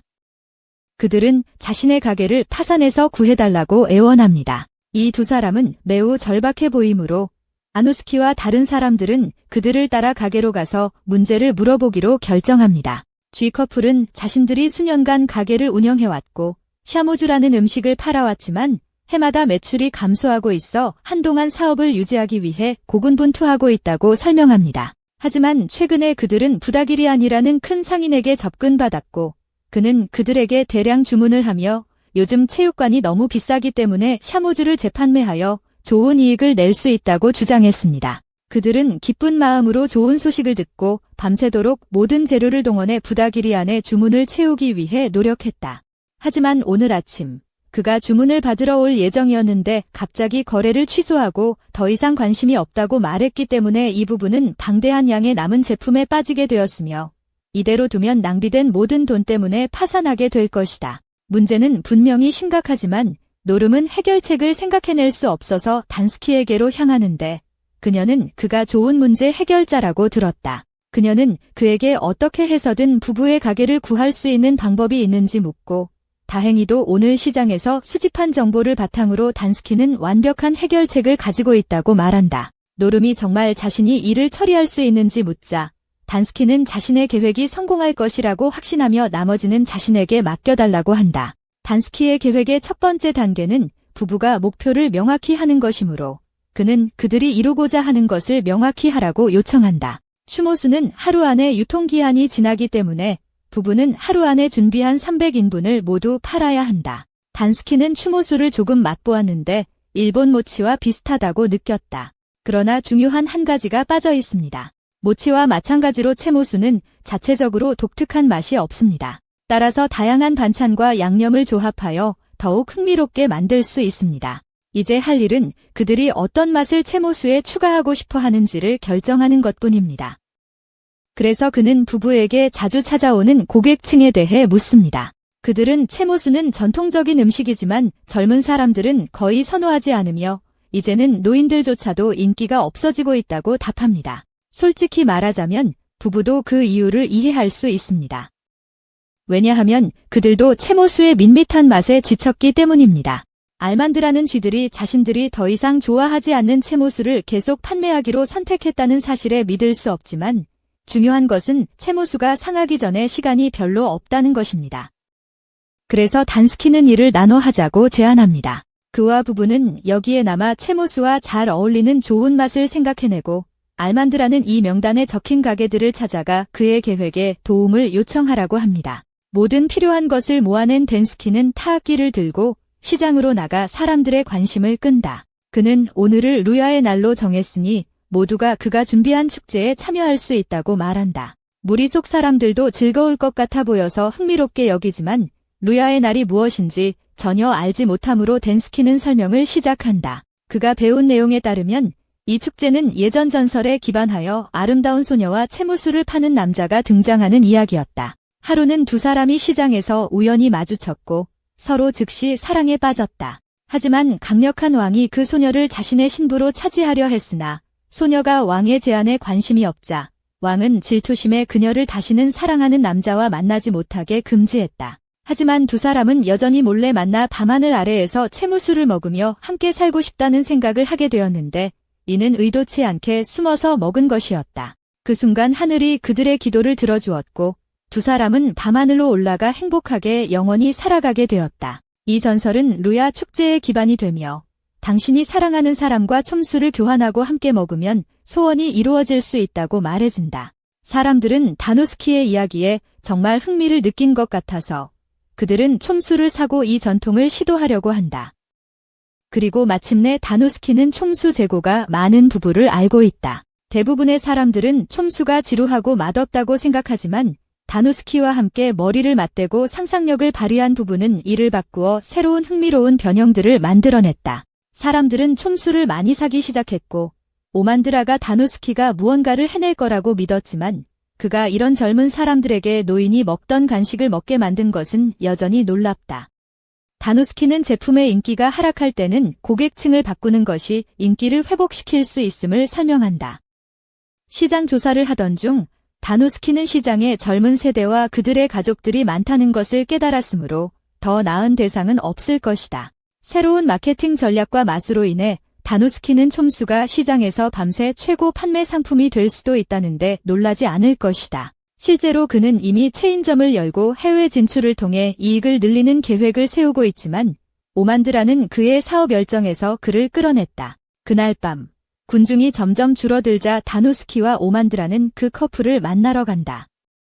커플은 그들의 도움 덕분에 모든 재고를 판매할 수 있었다며 그들에게 감사의 인사를 전한다. 다누스키는 그들에게 걱정하지 말라고 말하며 그들의 성공은 자신 혼자만의 덕분이 아니라고 한다. 그들의 노력, 오만드라의 도움, 그리고 노움 덕분이기도 하다. 노움은 처음에 떠났지만 그날 동안 다누스키는 몇몇 반 인간들로부터 노움이 이 가게를 추천했다는 이야기를 들었다. 그녀는 그들을 돕기 위해 추모수를 전파한 것 같다. 그래도 그들의 감사의 표시로 커플은 다누스키와 오만드라에게 함께 나눌 추모수를 한 접시 내놓는다. 다누스키는 기쁘게 그것을 받아들인다. 오만드라는 사랑하는 사람과 추모수를 나눈다는 전설의 한 부분을 기억하며 얼굴이 붉어지기 시작한다.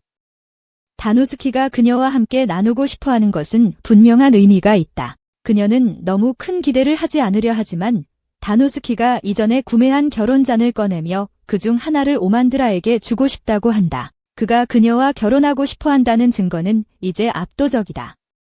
그래서 오만드라는 그들이 추모수를 나누는 동안 그가 무엇을 소원할 계획인지 묻는다. 그리고 어떤 망설임도 없이 다누스키는 다음 프로젝트의 성공을 기원할 계획이라고 대답하자 오만드라는 다시 한번 실망한다. 그날 밤 늦게 다누스키는 중요한 논의가 있어 악마 군주를 만나러 간다. 오늘 시장 조사를 하면서 그는 유용한 정보를 많이 발견했지만 특히 근처 국가에서 판매 중인 이 황금 장식품을 발견했다. 이 장식품은 풍부한 금광 덕분에 황금의 나라로 알려진 인근 국가에서 유래했다.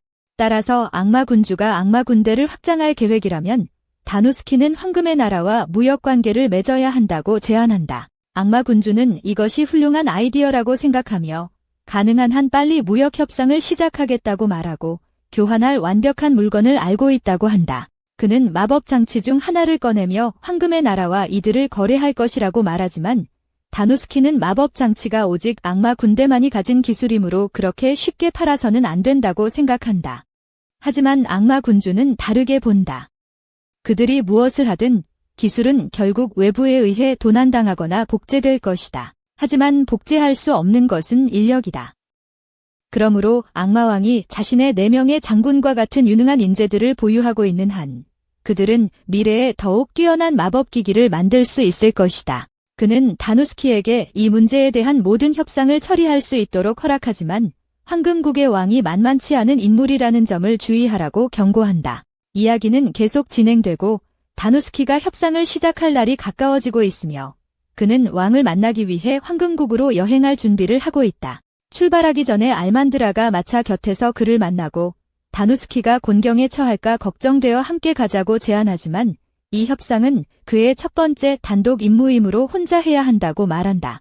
알만드라는 그가 혼자 하고 싶어하는 것을 이해하지만 폭주국의 왕이 정말 화를 잘 내는 인물이라는 점을 경고하며 그에게 말을 할 때 조심해야 한다고 말한다. 예를 들어 왕은 한 상인이 연장 보증을 판매하려 하자 악어에게 먹이를 줬다는 이야기를 듣고 다누스키는 걱정이 되기 시작한다. 그는 여전히 가야 하므로 다누스키의 마차가 출발하고 떠나면서 알만드라는 격려의 말을 외치며 다누스키에게 황금국의 여성들에 가까이 가지 말라고 상기시킨다. 장장한 여정 끝에 다누스키는 램페이지로 불리는 금빛 나라에 도착했고 그곳은 소문대로 활기차 보였다. 그는 이 나라와 협상을 선택한 것이 잘한 결정이었다고 생각했다. 왜냐하면 지금까지 악마 군단은 주로 길레미 같은 작물들을 수출해 외화를 벌어왔으니까. 하지만 갑작스러운 인구 증가로 인해 악마 군단은 길레미 공급을 모두 소진했고 이제는 이 작물들의 수입에 의존해야 했다.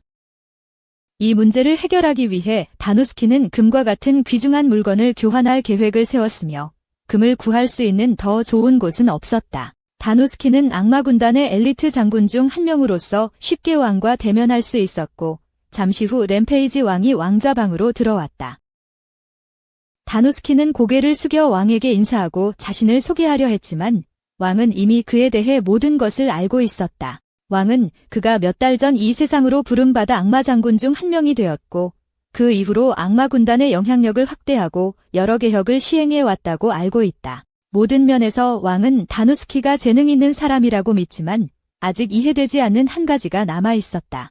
만약 그가 몇 달 동안 악마 군단의 장군이었다면 왜 다누스키가 지금까지 국왕에게 인사를 온 것이 처음인가? 왕은 분명히 화가 나 있고 다누스키는 무엇을 말해야 할지 몰라서 계속 사과하지만 이런 상황에서 협상이 시작하기도 전에 깨질 것 같았다. 그때 왕은 다누스키에게 이번 회동을 소집한 이유가 있는지 묻고 다누스키는 뒤에 있는 수레를 가리키며 왕에게 예물을 가져왔다고 말한다. 그는 악마 군단이 제일 좋은 기들을 모아놓은 것을 내려놓는데 이는 금나라의 왕을 상대하는 자리에서 은으로 된 선물은 왕에게 심하게 무례하게 보일 수밖에 없다. 왕은 기분이 더 나빠졌고 다누스키는 이 모든 것이 그의 계획이었다는 것을 알고 있다. 그는 마법 기기를 꺼내며 실망스러우는 기물로 인해 불쾌했으니 이 기기를 왕에게 사죄의 의미로 바친다고 말한다. 처음에는 왕은 이 기기가 낮은 등급의 마력석으로 만들어졌기 때문에 인상을 찌푸린다. 하지만 그것이 사실이더라도 다누스키는 이 마법 기기가 마법 생물들을 물리치는 능력을 가지고 있다고 알려준다. 이는 악마 군단의 독창적인 발명품으로 다른 곳에서는 구할 수 없으며 다누스키는 금나라의 광산에서 마법 생물 문제를 알고 있다고 말한다. 왕은 이를 부인하지 않으므로 다누스키는 광산을 공포에 떨게 하는 암석 고렘들에 대해 광부들의 작업을 방해하고 왕이 전당 광산 방어대를 고용하도록 강요받았다는 이야기를 계속한다. 그러나 이 마법 장치들을 사용하면 방어대의 필요성을 완전히 없애면서 동시에 광부들의 안전을 보장하고 생산성을 증가시킬 수 있다. 그는 왕에게 로즈마린 묶음을 보여주며 오늘의 제물로 이걸 가져왔다고 말하지만 만약 유용하다고 생각한다면 대군에서 더 구매할 수도 있다고 제안한다. 왕은 다누스키의 제안에 흥미를 느끼며 더 많이 사고 싶지만 다누스키가 말한 마법 장치에 대한 진실을 입증해야 한다고 생각한다. 손가락으로 스냅을 하자마자 불이 꺼지고 왕의 악어가 다누스키 옆에 방출된다. 다누스키가 마법 장치에 대해 진실을 말한다면 왕은 그가 악어를 쫓아내는데 문제가 없다고 믿는다. 이것은 누군가를 시험하는 무서운 방법이며 다누스키는 내심 패닉 상태에 빠진다. 하지만 그는 마법 장치의 성능에 자신감이 있기 때문에 그것을 들어 올리고 악어를 쫓아내기 위해 작동시킨다. 장치는 작동하지만 악어가 단스키에서 왕을 보고 그를 따라가기로 결정한다. 단스키는 이를 보고 화염구를 발사하려 하지만 단스키의 도움은 필요 없었다. 왕이 쉽게 악어를 처치하고 재가 되어 사라진다. 왕은 마법 장치들이 정말 작동한다는 것을 감탄했지만 동시에 단스키라는 사람 자체도 존경하게 된다. 평민인 단스키지만 왕과 평등하게 설 수 있는 의지와 자부심을 가지고 있다. 그는 협상에 능숙하며 왕의 생명이 위험하다고 생각할 때 즉각적으로 행동 준비를 한다. 왕은 단스키에게 호감을 느껴 붉은 백합을 악마 군대로부터 구매하겠다고 말하며 3개의 금괴를 단스키 앞으로 내려놓는다. 이 돈으로 단스키는 악마 군대가 한 달 안에 200개의 장비를 준비할 수 있다고 말한다. 하지만 왕은 성급한 사람이어서 일주일 만에 준비하도록 하고 시간 단축에 대한 보상을 위해 몇 톤의 금을 꺼내 보여준다. 협상이 성공적으로 진행되었지만 일주일 안에 200대를 만드는 것은 힘든 주문이 될 것입니다. 다누스키는 실피드에게 제 시간에 200대를 만들 방법이 있는지 물어보지만 그녀는 단도직입적으로 불가능하다고 말합니다. 그들은 최근에 로즈마린을 대량 생산하기 시작했으므로 단 일주일 만에 그 많은 양을 생산해달라고 요구하는 것은 비현실적입니다. 다누스키는 그녀에게 뭔가 할 수 있는 방법이 있는지 간청하지만 그녀는 갑자기 10명의 추가 근로자를 데려올 수는 없습니다. 게다가 로즈마린에 대한 지역 수요도 증가하고 있으므로 그녀는 지금 이미 과중한 업무에 시달리고 있다고 말합니다. 그녀는 현장 작업량을 고려하지 않고 그렇게 큰 요청을 수락한 다누스키를 나무라며 다누스키는 자신이 실수를 했을 수도 있다고 인정합니다. 하지만 그는 상황을 생각하며 며칠 전 로즈마린 배급에 대한 물류 보고서를 본 것을 기억합니다. 보고서에 따르면 마법 생물 문제가 있는 지역에 우선순위가 주어졌기 때문에 현재 로즈마린 수요는 꽤 낮아야 하며 이는 실피드가 더 많은 일을 피하기 위해 인력이 부족하다고 거짓말을 하고 있다는 것을 의미합니다. 실프은 자신이 들통났음을 깨닫고 더는 선택의 여지가 없어 주문을 받기로 동의하며 다음 주까지 200개를 생산하겠다고 약속한다. 그런데 그때 금나라에서 온 전령이 들어와 금왕이 로즈마린의 감탄에 더 많이 원한다고 말하며 200개 주문은 이제 300개로 늘어날 것이라고 알린다. 결국 산더미 같은 노력과 초과 근무 덕분에 생산팀은 3주 안에 300개를 만들었으며 이제 목표량을 달성한 단스키는 총산가히 릴렉스할 수 있다. 오로루는 단스키가 주문을 성공적으로 이행했다며 축하하지만 그 리마인드로 단스키가 로즈마린을 얼마에 팔았는지 궁금하다. 단스키는 금 왕이 각각 로즈마린에 5만 달러를 지불했으며 300개를 주문했으므로 총 1억 5천만 달러가 되었다고 말한다. 오로루는 단스키가 정말로 금 왕에게 그렇게 많은 돈을 받아낼 줄 믿을 수 없지만 그것은 모두 신중하게 계획된 심리 공격 덕분이었다. 아직 이 기기가 알려지지 않았으니 원하는 가격을 정할 수 있다. 따라서 로즈마린의 가치를 설정하기 위해 단스키는 먼저 왕에게 고급품을 선물로 내밀었다. 그는 의도적으로 은 기를 선택하여 황금왕이 분노하도록 했지만 그가 은 기를 거부하더라도 그것들이 객관적으로 가치 있는 물건임을 인정할 것이다. 그렇게 하면 다누스키가 로즈마린을 꺼내놓았을 때 그것이 놀라운 가치를 지닌 것으로 보일 것이었다. 오로루는 다누스키가 그런 일을 할 줄은 몰랐지만 정말 감탄했다. 그녀는 그가 그렇게 많은 주문을 받으려고 했는지 묻지만 그 부분은 오히려 그에게도 놀라운 일이었다. 그는 다만 시간 안에 주문을 처리할 수 있어서 다행이라고 생각했다. 그러나 바로 그 순간 황금국 전령이 돌아와서 황금왕이 추가로 100개의 주문을 하길 원한다고 말한다. 다누스키는 즉시 실피드에게 추가 주문 소식을 알렸을 때 얼마나 화날지 상상하며 곧장 아래층으로 내려가 협조를 구하기 위해 준비한다. 실피드는 기분 좋지 않지만 추가 주문을 채울 수 있도록 최선을 다하겠다고 동의하고 더 많은 직원들을 고용하여 로즈마린을 만드는 방법을 가르친다. 새로운 직원들이 일하게 되면서 그들은 마지막 100세트 완공을 향해 꾸준히 진행하고 있으며 남은 것은 모두 배송하는 것뿐이다. 지속적인 사용으로 로즈마린은 약 한 달 정도 지속될 것이므로 황금왕은 데몬 군대에서 계속해서 무한정 구매해야 한다. 그래서 이번 임무는 다누스키에게 큰 성공을 거둔 것이다. 하지만 그가 긴장을 풀기 시작하자 오로루가 그의 사무실로 뛰어들어와 황금왕이 전체 주문을 취소했다고 전한다. 다누스키는 오로루에게 농담이라고 말해달라고 애원하지만 그건 사실이다. 황금왕은 첫 100세트를 받은 후 남은 모든 주문을 취소했다. 이것은 그들에게 큰 문제이다. 아직 금 지급을 받지 못했으며 이미 로즈마린의 원자재의 데몬 군대의 예산의 큰 부분을 사용해버렸다. 이 때문에 예산 삭감이 이루어져서 반인반수 군대는 새로운 무기 발식품먼트를 받지 못했으며 상인들은 다른 나라에서 사업을 해야 할지 고민하고 있다. 다누스키는 이번 거래에서 어디서 잘못되었는지 고민하며 자신이 황금왕을 어떤 식으로든 불쾌하게 했을까 걱정하지만 동시에 시장에 이미 로즈마린 복제품이 유통되고 있는 이유도 궁금해한다.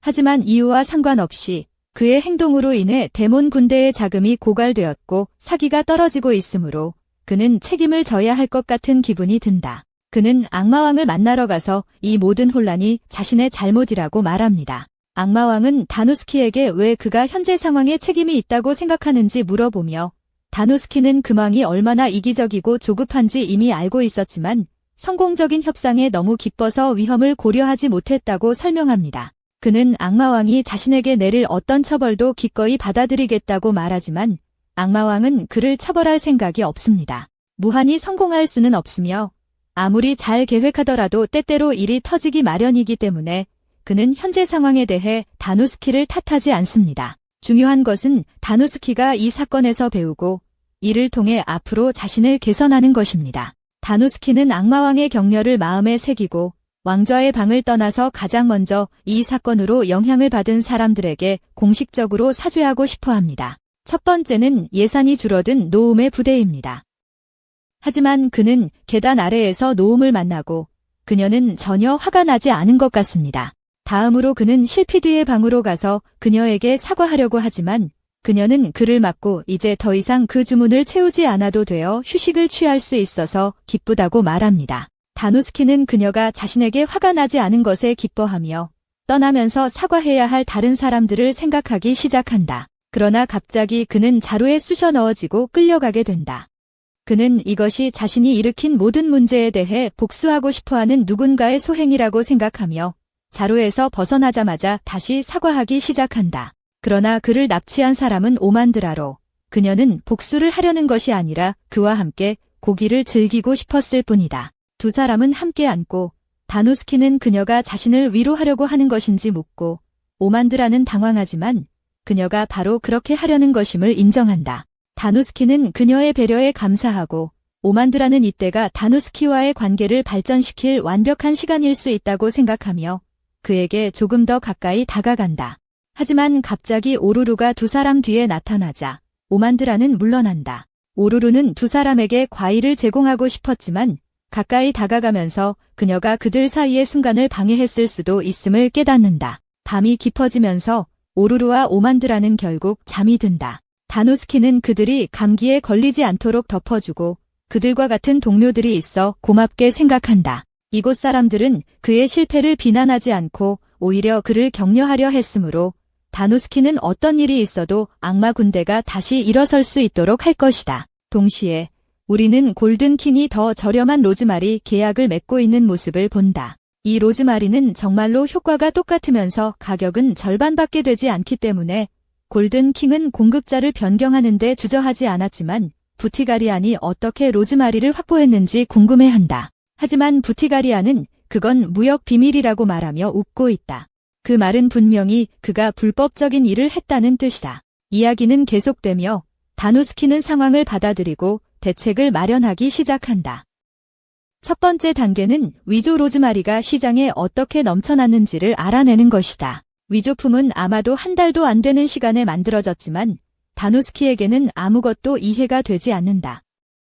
누군가 로즈마린을 역설계하고 만드는 데는 오랜 시간이 걸릴 것이기 때문이다. 유일하게 그럴듯한 설명은 누군가가 악마 군대에서 허가 없이 로즈마린을 팔았다는 것이다. 악마 군대는 전국에 로즈마린을 배포했지만 심각한 괴물 공격을 받는 지역에만 배포했으며 그곳의 사람들은 빠른 이익을 위해 안전을 위태롭게 하지 않을 것이다. 갑자기 알멘드라가 다누스키의 사무실로 뛰어들어와 왕국 내에서 배포된 로즈마린이 효과가 없다고 보고하며 이제 그에게 해결해야 할 문제가 하나가 더 생겼다고 말한다. 그와 알멘드라는 효과가 없다고 보고된 마을 중 하나로 향하고 그곳은 마법 생물에 의해 완전히 약탈당한 상태이다. 마을의 수장과 다누스키는 로즈마린이 모든 마법 생물을 막기 위해 만들어졌기 때문에 이런 일이 어떻게 발생했는지 이해하지 못한다. 하지만 다누스키가 여기 묻혀있는 로즈마린에 문제가 있는지 확인하기 위해 땅을 파기 시작하자 그는 심각한 문제를 발견한다. 거기 없어요. 그와 다른 사람들은 로즈마리들이 숨겨져 있던 모든 장소를 확인하고 정말로 모든 로즈마리가 제자리에서 사라진 것을 발견합니다. 이 사실은 다누스키에게 누군가 로즈마리를 훔치고 있다고 믿게 만들지만 행동을 취하기 전에 이를 확인해야 하므로 그는 알멘드라에게 로즈마리가 사라졌다는 불만을 제기한 모든 마을을 정리해달라고 요청합니다. 조금의 계획 후 다누스키는 알멘드라를 데리고 늦은 밤에 조사를 하러 나가지만 그녀는 왜 이 특정 마을에 왔는지 이해하지 못합니다. 여기서 불만이 제기된 적이 없기 때문입니다. 그때 다누스키는 들판에서 어떤 움직임을 포착하고 그들에게 이 나무 뒤에 숨어 있으면서 조용히 하라고 합니다. 그들은 두 명의 수상한 사람이 뛰어다니며 결국 땅에서 하나의 로즈마리를 꺼내는 모습을 지켜봅니다. 그러나 수상한 사람들이 떠나려 할 때 다누스키와 알멘드라에게 저지당합니다. 이것은 다누스키가 정확히 의심했던 것이며 왜 가짜들이 같은 품질을 가지고 있지만 그렇게 낮은 가격에 팔리는지를 설명해 줍니다. 누군가가 원본을 훔치기 위해 도둑을 고용하고 있으며 모든 상품이 도난당했기 때문에 이 모든 일의 배후에 있는 주모자는 로즈마리를 엄청나게 낮은 가격에 팔면서도 큰 이익을 남길 수 있습니다. 다누스키는 도둑들에게 그들의 고용주가 누구인지 말해달라고 요청하지만 도둑들은 그에게 어떤 정보도 주고 싶어 하지 않고 그중 한 명이 발톱을 드러내고 다누스키에게 런지즈한다. 다행히도 알멘드라가 다누스키를 방어하며 도둑을 쓰러뜨린다. 다른 도둑도 그녀를 공격하려 하지만 그도 쓰러지면서 두 도둑은 자신들이 이길 수 없다는 것을 깨닫고 도망치기 시작한다. 알멘드라는 그들이 도망치지 않도록 뒤쫓으려 하지만 다누스키는 그들이 방금 훔친 로즈마린이 폭탄이기 때문에 필요 없다고 말한다. 비유적으로 다음 날 부티가리온은 훔친 로즈마린을 받고 계획대로 요청한 대로 황금왕에게 그것들을 제시한다. 황금왕은 부티가리온의 작업에 매우 만족하며 그는 악마 군대와 똑같이 좋은 제품을 반갑에 준비했기 때문이다. 그는 하룻밤 만에 수십 개의 로즈마린을 만들어냈는데 이는 물리적으로 불가능해야 하지만 황금왕은 그것에 대해 깊이 생각하지 않기로 한다. 그는 부티가리온이 훌륭한 상인이라고 칭찬하며 부티가리온은 고객을 행복하게 만들기 위해 무엇이든 하는 것을 자랑스럽게 여기기 때문에 그 칭찬을 받아들인다. 지금까지 명확하지 않았다면 부티가리온은 매우 부유한 상인이지만 정직한 상인은 아닙니다. 그는 물건을 저렴하게 사서 비싼 가격에 팔아서 모든 돈을 벌었는데 일반적으로 그 정도는 나쁘지 않지만 그의 사업 방식은 정말 수상합니다. 그가 처음으로 램페이지 왕국이 악마 군대와 계약을 맺었다는 소식을 들었을 때 부티가리오는 이것이 빠르게 이익을 얻을 수 있는 좋은 기회라는 것을 즉시 알았습니다. 그래서 그는 로즈마린 중 하나를 손에 넣고 자신의 로즈마린을 만들기 위해 장인에게 역설계를 시도하게 했습니다. 하지만 불행히도 그의 장인은 그것이 재현하기에는 너무 복잡하다고 말했고 그래서 부티가리오는 자연스럽게 다음 최선의 옵션으로 넘어갔습니다. 그는 악마 군대에서 로즈마린을 직접 훔쳤습니다. 물론 그가 한 일은 매우 불법적이고 비윤리적이지만 부티가리온이 금을 얻는 한 그는 무엇을 해야 할지는 신경 쓰지 않습니다. 그는 금으로 가득 찬 수레를 끌고 램페이지 왕국을 떠나고 며칠 후에는 더 많은 훔친 로즈마린을 가지고 돌아와 황금왕에게 팔려고 합니다. 하지만 놀랍게도 그가 정문에 다가가자 경비병들이 그를 막아섰다. 경비병들은 황금왕이 그의 체포 명령을 내렸다고 말하며 부타가리온을 붙잡아 왕의 보좌실로 데려갔다. 부타가리온은 무슨 일이 벌어지고 있는지 이해할 수 없어 왕에게 왜 자신이 강제로 끌려왔는지 묻는다. 그래서 왕은 이전 방문 때 부타가리온이 팔아넘긴 로즈마린 중 하나를 꺼내서 그것이 가짜라는 이유로 부수기 시작한다. 부타가리온이 가져온 모든 로즈마린이 가짜였으므로 왕은 설명을 요구한다. 부타가리온은 믿을 수 없으며 자신이 실수한 물건을 이런 사람처럼 중요한 인물에게 넘기지는 않았을 것이라며 오해라고 주장하려 하지만 왕의 인내심은 머리숱보다 얇아 이번에는 말로 탈출하기 어려울 것이다. 그를 더욱 곤혹스럽게 만드는 것은 여기에 다른 누군가가 의견을 낼 준비가 되어 있다는 사실이다.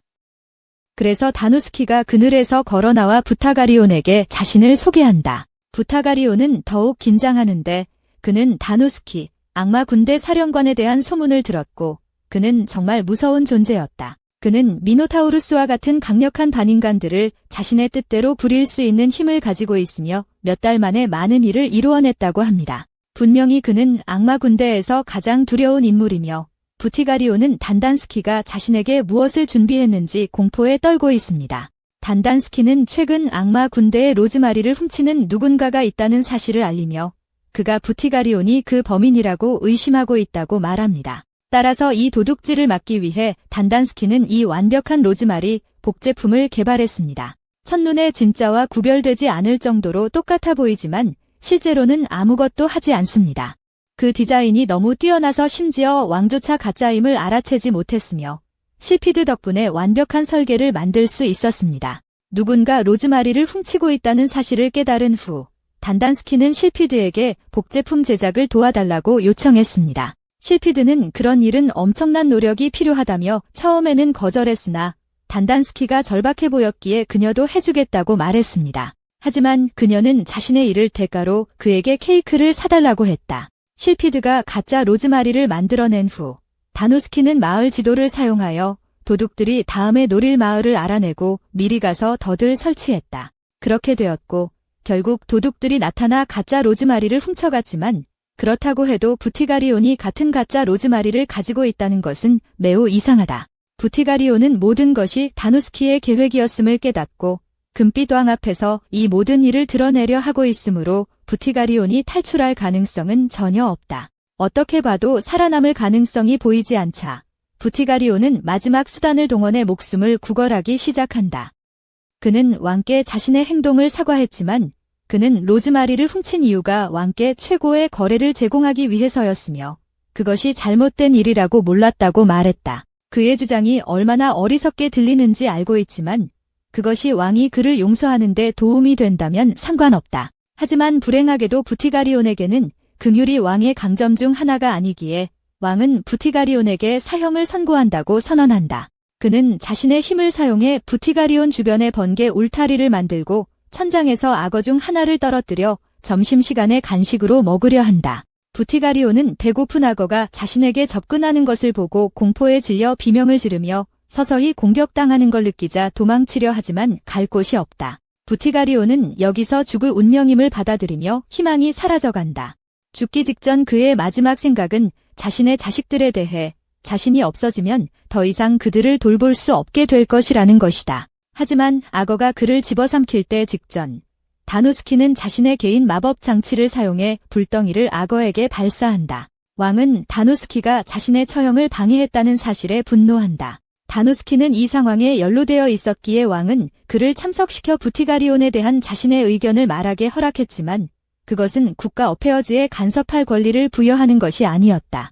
왕은 다누스키에게 자신의 행동에 책임을 지겠느냐고 묻지만 다누스키는 자신의 행동에는 좋은 이유가 있다고 말하며 왕이 자신의 이야기를 들어주기를 요청한다. 왕은 더욱 격노하여 쌍둥이 번개용을 풀어놓지만 다누스키가 무엇을 말하려는지 들어보기로 하고 그를 말하게 허락한다. 첫째로, 다누스키는 자신이 이 일을 하는 이유가 부티가리온 때문이 아니며 오직 금색 왕에게 유리하기 위해서라고 분명히 말한다. 그는 만약 부티가리온이 죽으면 난공국이 붕괴할 것이라고 주장하지만 왕은 한 명의 속된 상인이 그렇게 중요할 수 있는지 이해하지 못한다. 그러나 다누스키가 오렌지 가루에 대해 언급했을 때 왕의 관심을 끈다. 난공국은 금광 덕분에 세워졌고 그 이후로 번영해왔지만 최근 몇 년간 금의 양이 감소하고 있어 광물에서 가능한 한 많은 금을 추출하는 것이 중요하다. 그것을 위해 오렌지 가루가 사용된다. 그 가루에 마법을 가하면 진흙에서 단순히 금만을 추출할 수 있다. 오렌지 가루를 들여오는 사람은 부티가리온이며 따라서 다누스키는 왕에게 그를 죽일 수 없다고 말한다. 왕은 여전히 왜 부티가리온이 그렇게 중요한지 이해하지 못하고 있지만 그는 다른 상인이 오렌지 가루 수입을 처리할 수 있다고 생각하지만 다누스키는 그것이 안 된다고 말합니다. 오렌지 가루는 토키라는 나라에서 얻어지며 많은 내전으로 인해 토키는 이제 오렌지 가루 수출을 완전히 금지하고 있습니다. 그래서 새로운 상인이 이를 손에 넣기가 불가능합니다. 그러나 부티가리온은 이 규칙의 예외입니다. 부티가리온은 다누스키가 어떻게 이런 모든 것을 알게 되었는지 의아해하지만 그는 자신이 얼마 전에 오렌지 가루를 구해 악마 군대를 위해 금을 제조하려고 조사했음을 설명합니다. 하지만 안타깝게도 그에게는 불가능합니다. 어쨌든 토키의 내전 중에 다시 부티가리온 이야기로 돌아갑니다. 각국의 지원이 없어 식량과 물자가 고갈되었고 모든 상인들이 도망쳤습니다. 하지만 부티가리온은 토키가 활발한 전쟁 지역이 되었음에도 불구하고 거래를 계속했으며 그 덕분에 토키의 경제는 전쟁을 살아남았습니다. 그래서 토키와 여러 다른 나라들이 부티가리온에게 빚을 지고 있어서 그는 특정 제한 품목을 거래할 수 있는 특별 허가를 받았습니다. 그의 어떤 방법이 수상할지라도 다누스키는 부티가리온처럼 능숙한 상인을 죽이는 것은 아쉬운 일이라고 생각합니다. 다누스키의 주장은 꽤 설득력이 있어서 왕은 그의 번개 드래곤을 해산하지만 부티가리온이 죽더라도 램페이지 왕국이 무너져도 악마 군대와는 아무런 관계가 없기 때문에 왜 다누스키가 그렇게까지 하는지 이해하지 못합니다. 게다가 부티가리온은 악마 군대에게서 직접 도둑질을 했으니 그의 존재는 그들에게 문제입니다. 하지만 다누스키는 왕이 왜 그렇게 혼란스러워하는지 이해하지 못합니다. 누군가가 곤란한 상황에 처해 있으면 도와주고 싶은 것이 자연스러운 일이기 때문입니다. 부티가리온과 왕은 다누스키가 얼마나 순진한지에 충격을 받아 왕은 웃음을 터뜨리고 거의 제어할 수 없게 됩니다. 왕은 기분이 좋으니 부티가리온을 살려주기로 결정하고 잠시 낮잠을 자러 떠납니다. 그 후 다누스키와 부티가리온은 왕좌의 방에서 쫓겨나지만 적어도 둘 다 살아 있습니다. 하지만 부티가리온은 다누스키가 평범한 사람이 아니라는 사실에 여전히 경계를 하고 있었으므로 지팡이가 그렇게 단단해진 것이 다누스키의 계획이라고 생각했다. 하지만 실제로는 다누스키가 두려움에 떨고 있었고 그 결과 지금은 다리가 거의 젤리처럼 흔들리며 걸을 수 없었다. 부티가리온은 그를 도와 걸음을 이어가며 두 사람은 출구로 향한다. 하지만 그들이 나갈 때 오로로와 부티가리온이 일하던 모든 도둑들이 나타난다. 하지만 그들은 단순한 도둑들이 아니라 부티가리온의 자식들이었다.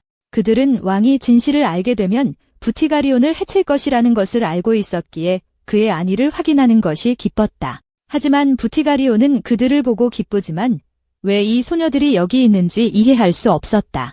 오로로는 다누스키가 이 소녀들을 찾아와 부티가리온을 만나게 하라고 요청했었다고 설명했다. 부티가리온과 채모자 사건 이후 다누스키는 그에 대해 조금 조사했는데 처음에는 부정직한 상인처럼 보였으나 전쟁 고아들을 자신의 자식처럼 키운 사실을 발견했다. 그런 일을 저지른 사람이라면 완전히 나쁜 사람은 아니겠지. 그래서 다누스키는 그를 보호하고 싶지 않을 수 없었다. 하지만 부타가리오는 다누스키가 자신과 그의 아이들을 위해 그렇게까지 해준 사실에 감사하지 않을 수 없었다. 그 후 다누스키가 떠나기 전에 그는 악마 군단 대신 로즈메린을 판매할 계약서를 부타가리온에게 제안한다. 부타가리온은 믿기 어려워하는데 왜 다누스키가 이미 한 번 속였던 중요한 계약을 다시 제안하는지 이해할 수 없었다. 하지만 다누스키는 부타가리온이 그런 일을 다시 하지 않을 것이라고 믿는다고 말한다. 또한 악마 군단은 매우 바쁘기 때문에 먼 곳으로 로즈메린을 마케팅할 시간이 없으므로 이를 부타가리온이 해주길 원했다. 부타가리온은 다누스키가 자신을 믿어주는 것이 감동적이었고 자신의 길을 바꾸어 다누스키가 자신과 거래를 한 것을 후회하지 않게 할 것을 맹세했다. 계약이 확정된 지금 다누스키는 떠나기로 한다. 하지만 그가 행동하기 전에 부티가리오는 들은 소문을 그에게 알린다. 보이지 않는 악마 군대 영토의 기사단들이 활동하기 시작한 것 같다. 그것으로 에피소드는 끝난다. 시청해주셔서 감사합니다. 다음 파트를 보고 싶으시면 채널을 구독하고 알림벨을 켜세요.